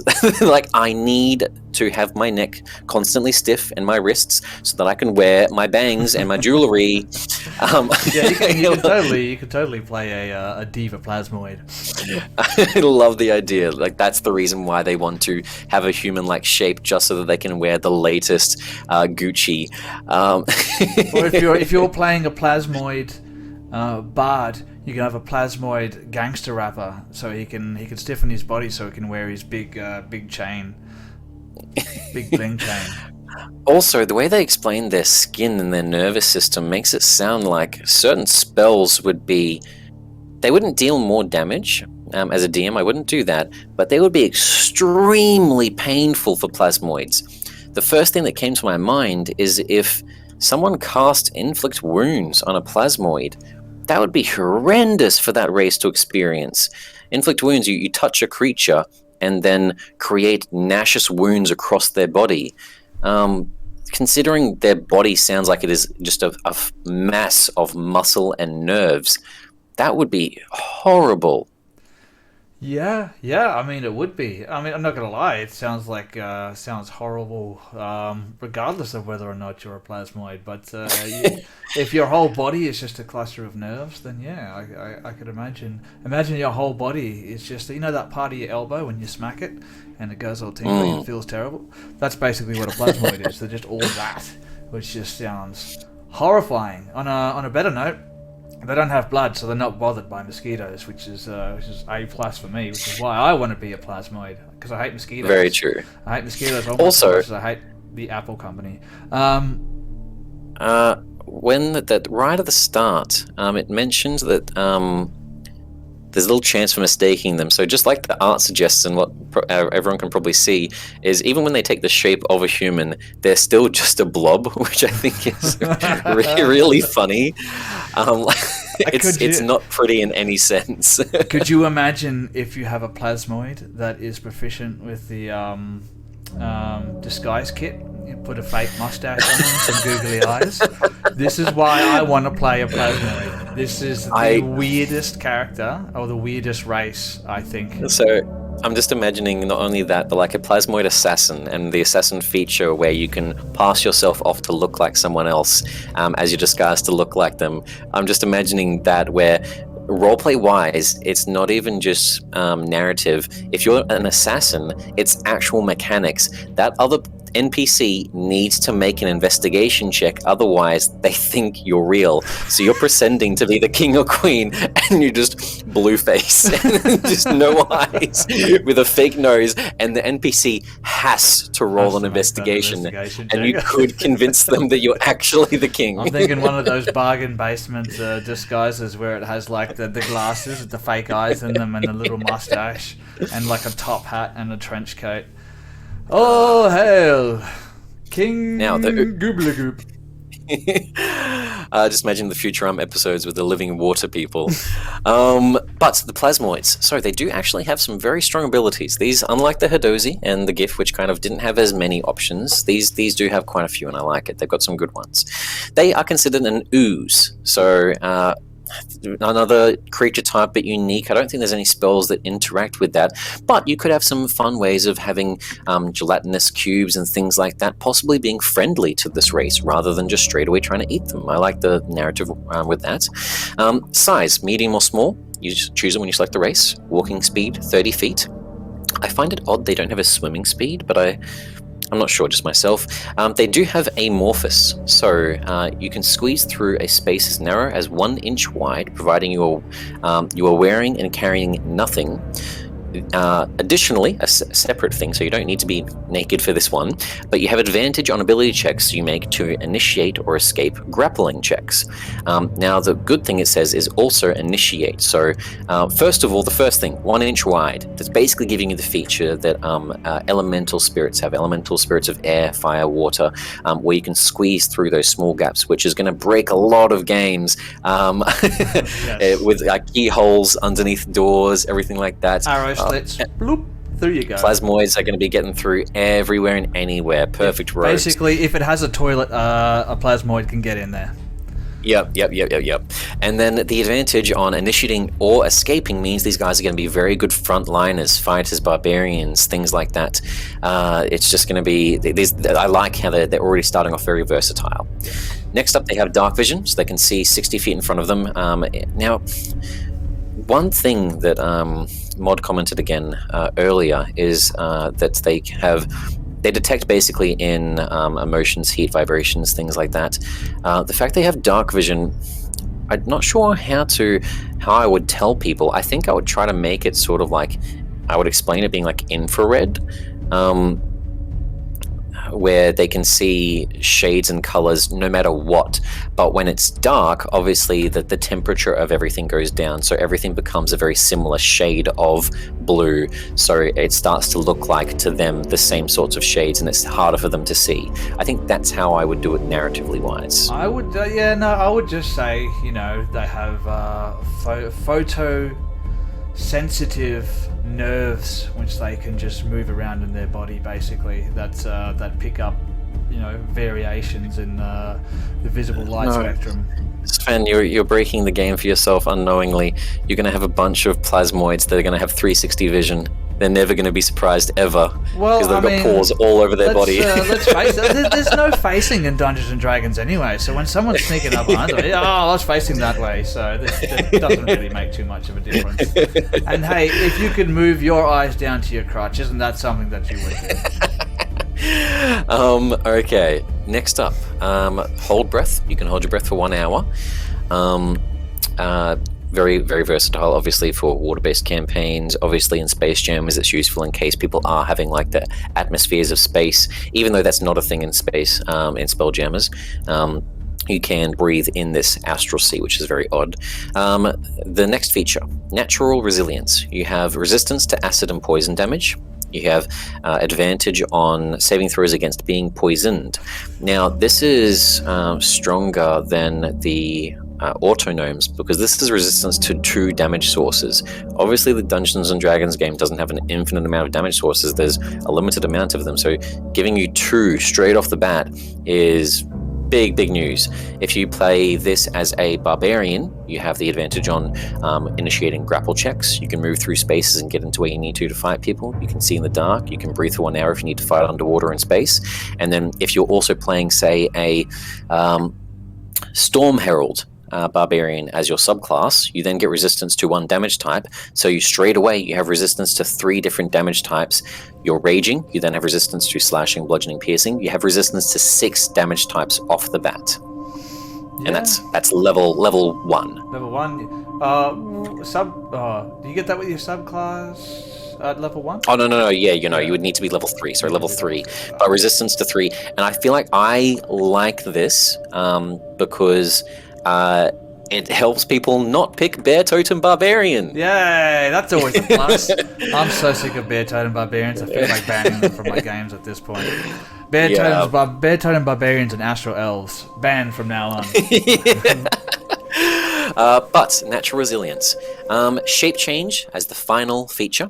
As an action, you can reshape your body to give yourself a head, 1 or 2 arms, 1 or 2 legs, a head, makeshift, guys, a head. All right, so a head. Stop those jokes before they even get started. A head. Makeshift hands and feet, or you can revert to a limbless blob. While you have a human-like shape, you can wear clothing and armor made for a humanoid of your size. This is very, very versatile, very usable. There's a second part to this, but I do just want to cut it into the 2 halves quickly because I like the idea of the limbless blob. The fact that you can escape grapples, get through spaces, see in the dark, turn into a limbless blob, this also makes this a very useful rogue. I would give people the option of another sort of reference, pop culture, Naruto, with right in the first arc, where there's the 2 assassins from the village hidden in the rain that try to kill Kakashi and Naruto, and they are pretending to be puddles of water. I would allow a rogue to make a stealth check directly in front of whoever they're trying to attack in the middle of the open, right on the pathway, as a puddle of water. And I feel like that's really cool. You wouldn't need to hide behind anything. You just sit there waiting on the road for your prey to come in and bam, attack. Good way to play dead as well. Oh, I'm dying, I'm melting. Exactly. And then you could be a bard, make a performance check. I would allow that as a DM, and that sounds awesome. Play possum. Yeah. The second part of shape change, shape self.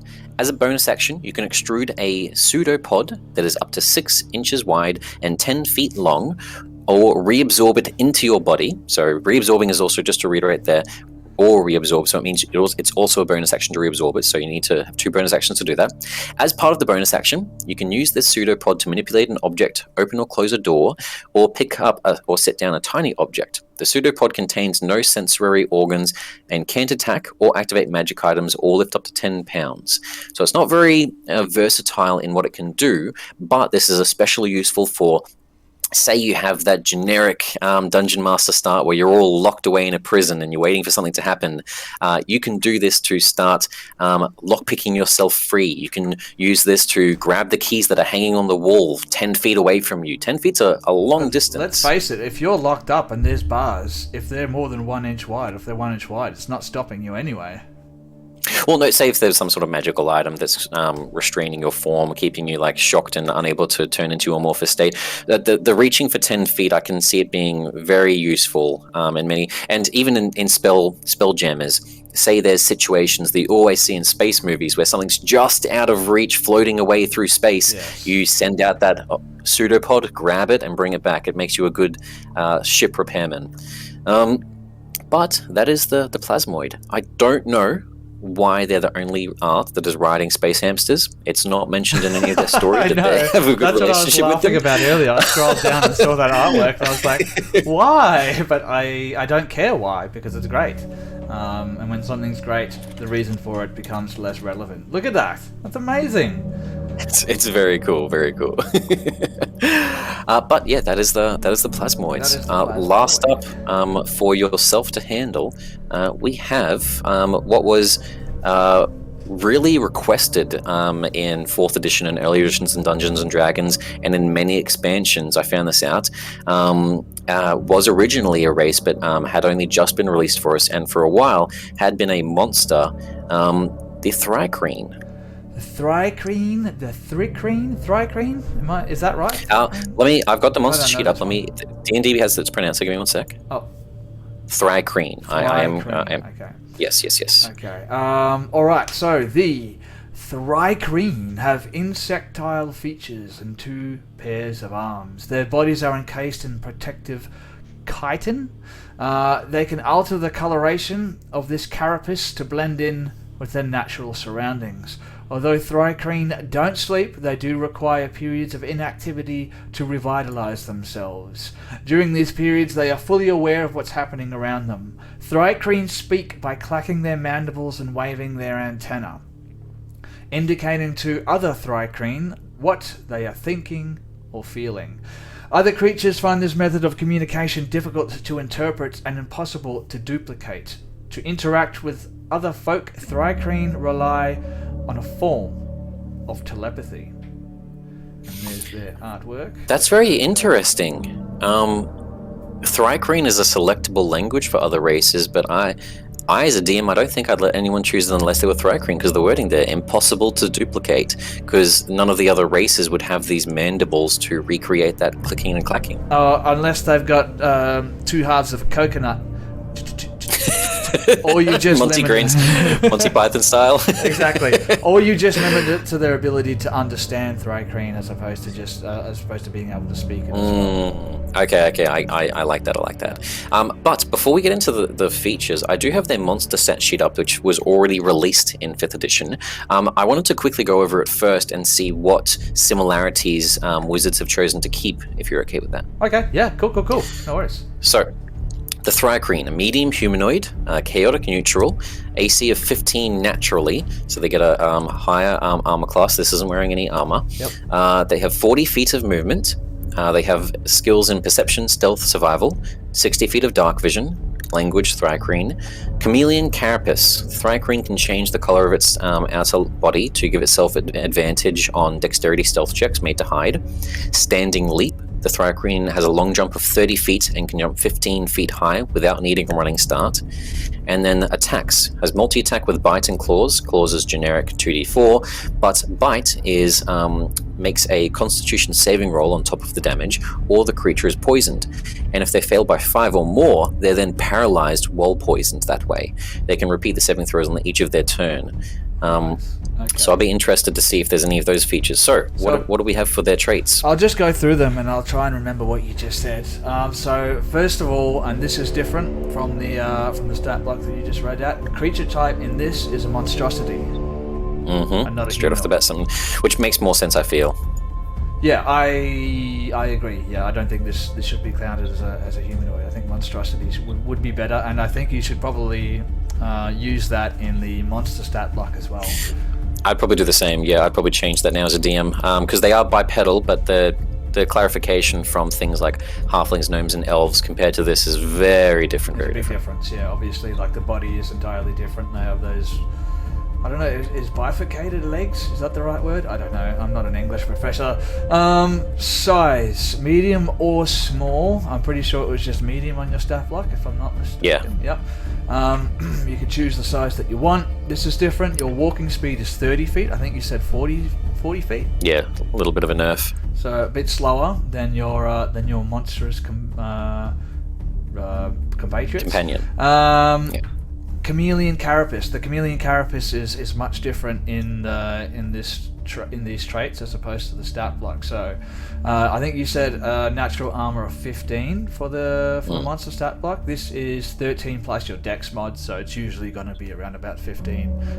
Well, this does make sense because it says that the Thri-kreen have a +2 to their dexterity. Yeah. So it would make sense if it was 13 plus 2 equaling to 15. So it looks like they've done that, but just with different numbers. So obviously, if you're less dexterous, then you're not going to be as armored as these monstrous versions.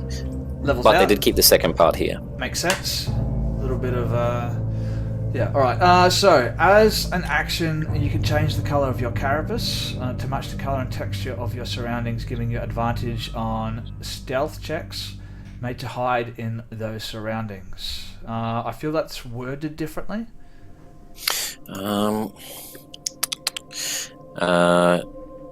Change the color of your textures. As a result, you have advantage on stealth checks made to hide.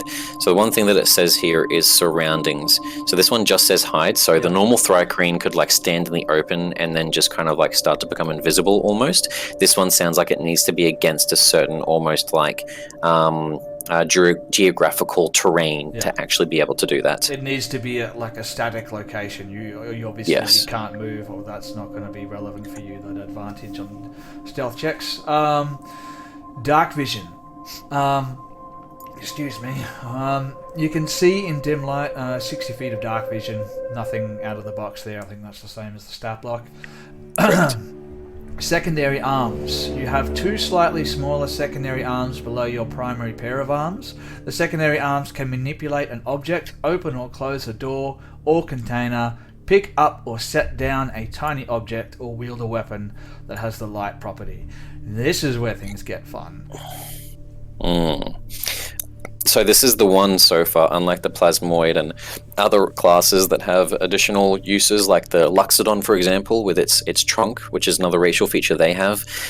This is, I think, the only one so far that can wield a weapon. Obviously, it has to be a light weapon, but opens the door for a lot more possibilities, and it's not, again, just debate for the DM of allowing it or not. It's just, it's set, done, you're ready to go as soon as you pick it. But this is something that people do need to keep in mind. This does not mean that if you like have another weapon, you're not triple wielding weapons here. You're not going to be making 3 attacks. No. So I think I saw someone like immediately go, "Oh, he can make 3 attacks now." No, you can't. I think the best way that you can think of this for me would be using a 2-handed weapon and then having another weapon in the other hand. So yes, you can attack with the 2-handed weapon and then make an then attack you can with use the light the weapon. two. Yeah, then you can use the 2-weapon fighting feature that every race gets has, while being a barbarian. Or if you have a bow, you can use or a ranged weapon. You can be using a ranged weapon while also having a melee weapon at the same time. In case people get within that range. Yeah. Correct. So that's fun.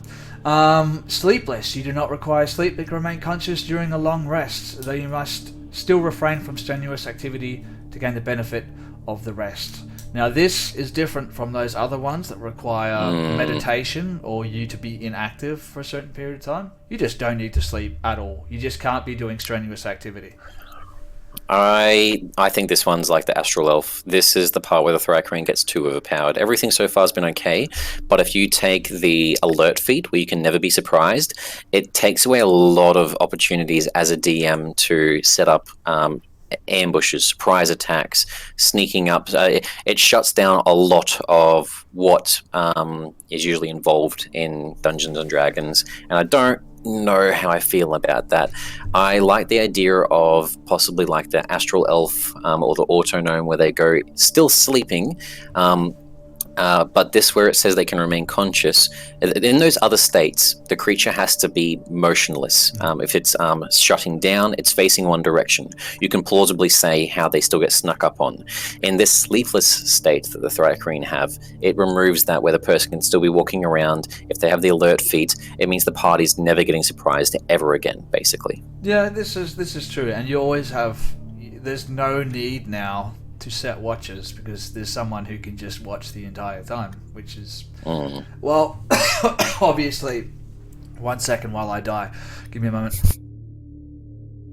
No, it's very good, and I can see how it's very useful, but I think it should have been tweaked a little bit.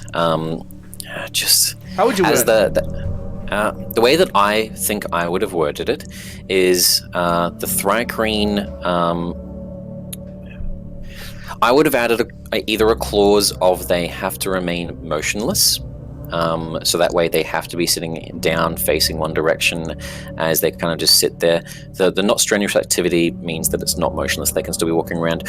Or I would have said something making it even more, a little bit more complex, and having it as if the creature during this sleepless state, when they're taking their long rest, is acting as if they were in dark vision. So they have disadvantage on perception checks and -5 to their passive perception. Yes, I would have done either of those, just so it still had the possibility for them being snuck up on. Almost like I would think of it as like they've got two separate parts of the brain. They switch one part of that brain off. Exactly. The brain keeps them going while they're asleep, like a shark still swimming or something like that. Yes. Yeah, I think that's. I think that probably would have been a better way of wording it, but there's still a lot of possibilities that you could. Jesus. Yeah. My body is slowly falling apart live on air. But I think there's still a lot of fun ways that you can play this, like a magician who studies his spell book while everyone else is asleep, all that kind of fun stuff.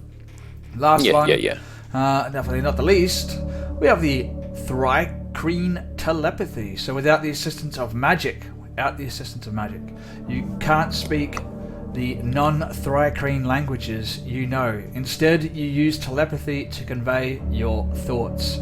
You have the magical ability to transmit your thoughts mentally to willing creatures that you can see within 120 feet of yourself. A contacted creature doesn't need to share a language with you to understand your thoughts, but it must be able to understand at least one language. Your telepathic link to a creature is broken if you and the creature move more than 120 feet apart, if either of you is incapacitated, or if either of you mentally breaks the contact. No action required. What do you make of that? I think this is balanced. It's very good in some aspects, but also not good in other aspects, and I think they've done a good job of wording it correctly. So first of all, it still gives the ability for spells like tongues to work, and I like that. Suddenly surprising everyone when the Thri-kreen suddenly start speaking, which they've never done in their entire life. That sounds like a fun little encounter. But they've worded it so they specify so people know what to do. Instead of using telepathy to convey your thoughts, you can share them with other people. And I like that it says creatures. So unlike there's another telepathic, I think it was the aberrant subclass that Modbrew was talking about, you can choose one creature, whereas this lets you choose any creature you can see. There's also another race I think that can do similar things, the Kalishtar, and they can only choose one creature, where this can choose any creature they can see, which is very, very good. 120 feet as well, very good. The fact that the creature doesn't need to share a language, a lot of them specify they need to share a language between to be able to speak telepathically, so very good. Yep. But the part that I do like is that unlike just a kind of communication, the other creature can mentally break the connection with no action required. So if the other person didn't like what was happening in the conversation, they can kind of just like block them. Exactly, they hang up, and then that Thri-kreen can't remake that connection. It's just broken. And I can think of some very fun situations where like the Thri-kreen's trying to warn someone not to go down somewhere, and the person that's being warned is just ignorant and like everything's fine, what are you talking about? And then blocks them, breaks the connection, and then the Thri-kreen watches as like a hellhound crawls down the wall behind the person, and they're oblivious as they just have to watch in horror as all of this happens, and they can't give any warning, and it's basically like they're mute trying to warn that person. Yeah, they just have to stand there and click-clack. Yeah, stand there and watch, and I just are very fun narrative things with the way that it's worded. They've made it so that it's strong, but with the way that you can't speak non-ones without being telepathic, so your normal voice can't do it, so it has to be telepathic. And the fact that other creatures can break it is you could just have certain NPCs that don't like their mind being invaded, like closed-minded NPCs, and they just never allow the conversation to happen. So you can do some very fun things as a DM with that break in communication. Yeah, there's a lot of fun that you can do there, and obviously if you're playing a game like a Spelljammer campaign, if you're going to different worlds, having someone who is able to communicate with anyone who can speak any language could be a huge benefit to your party. You can like speak telepathically. You come across something you don't know what it is. Hey, I can talk to that without having to spend a spell slot to cast a spell to allow you to communicate with them. I didn't even consider this as well, but if obviously the telepathic communication doesn't connect, because obviously they would know when it connects. If it doesn't connect, they know that the creature doesn't understand a language, and they would know then that creature is more beast than intelligent, like sapient. Yeah, exactly. It gives them a little bit of intuition as to what they're facing, which I think is what to do. Can give you a little bit of insight.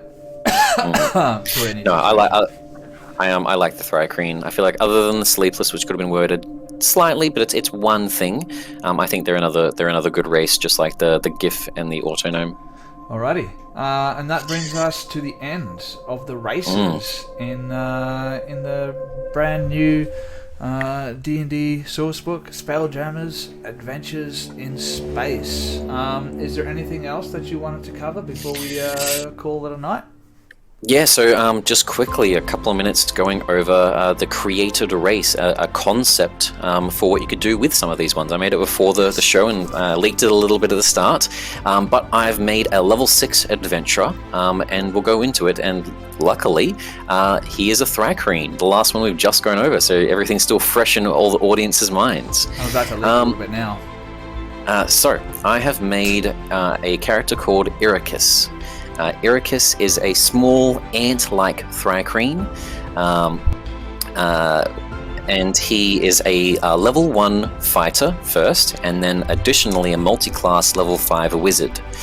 So the reason I've done this is Icarus is a small little walking piece of magical armor, basically, like a turret that just slowly moves forward and is an unstoppable force.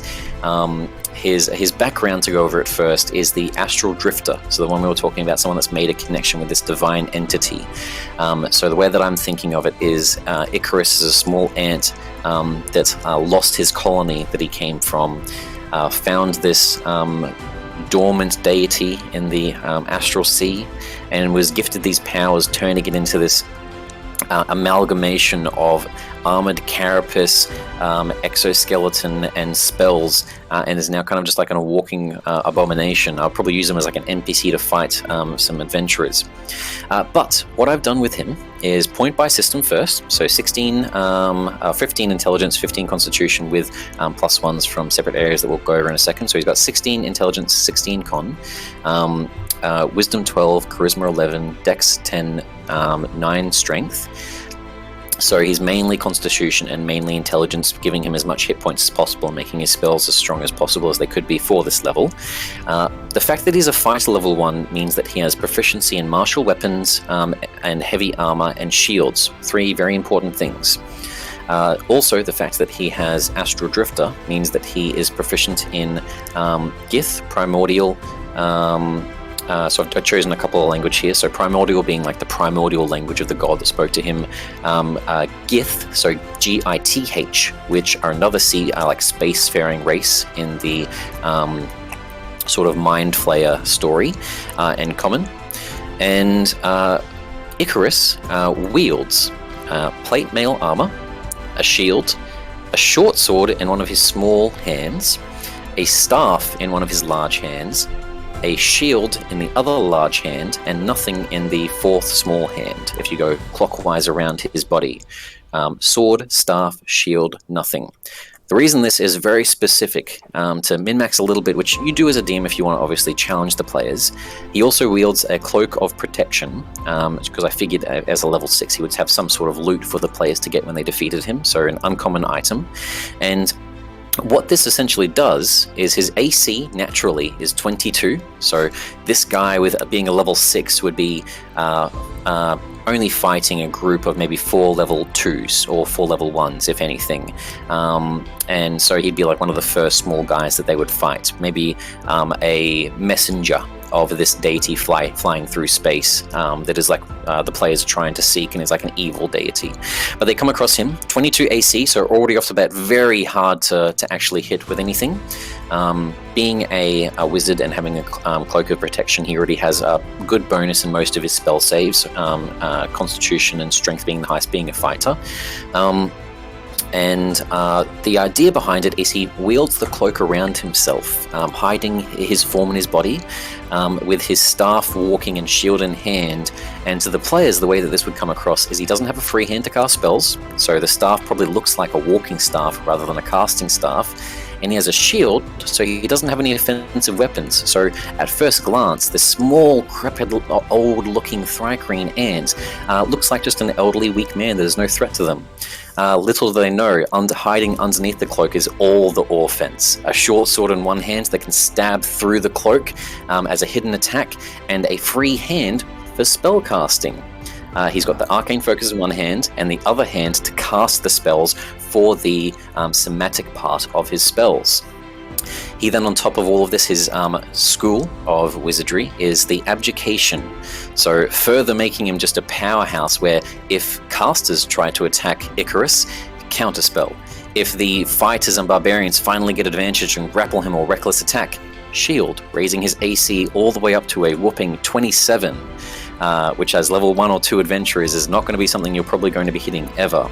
His fighting style is defense, increasing his AC by 1, which is why he's at 22 rather than 21, being a fighter level 1, giving him that fighting style. And then with the top-offs of everything of Second Wind, where you get a D10 plus 1, healing yourself as a bonus action, where you get your Arcane Ward, which gives you back spells, gives you a temporary shield. His temporary shield is a maximum of 13 at the moment, so with 13 plus his constitution of 48 hit points as a level 6 wizard, he roughly has a total hit point of, what was that, 61 hit points.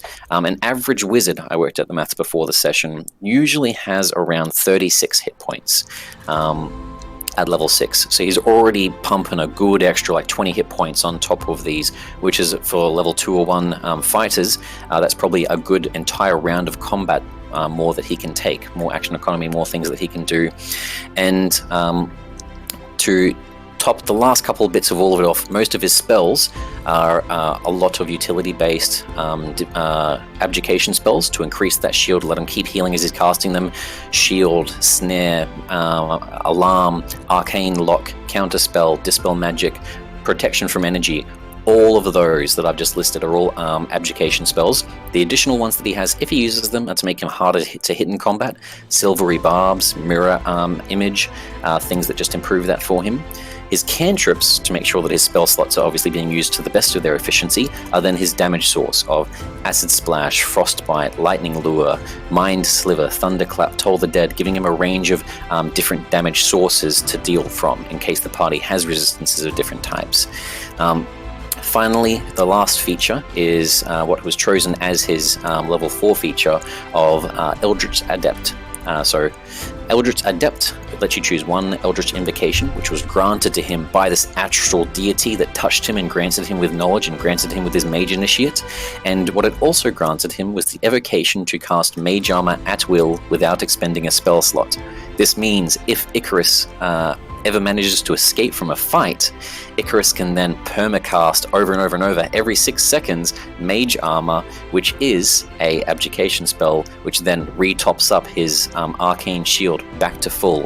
The way that it works is you get the amount of health towards your shield equal to the spell's level. Obviously, it's only level 1 spell, but that doesn't matter when you can cast it 14 times in a minute or two. So if Icarus manages to escape from the party down a back alley, he's just sitting there whirling hands of magic with his deity powers he's been given, and gives himself back that 13 hit points of shield again, just making him harder for the players to ever take out. So, fun little mini boss. Wow! And you made that before we started the stream. Now I know why you weren't laughing at any of my terrible jokes because you were busy making that character. Very concentrated. But Icarus, he has a small little devil of destruction. And that is my creation. Innocent on the outside, dangerous on the inside, and using some of those racial traits to the best of their abilities. Cool. Yeah, that's awesome, guys. And I kid you not, that was written up or drawn up in the span of 10 minutes. So there's no excuses for why you can't get creative with Dungeons and Dragons, ladies and gentlemen, with the whole new races, classes, feats, and all that kind of stuff that have been added with the new Spelljammer sourcebook. It opens up a whole new realm of possibility in regards to characters. A whole new world. A brand new world for you and me.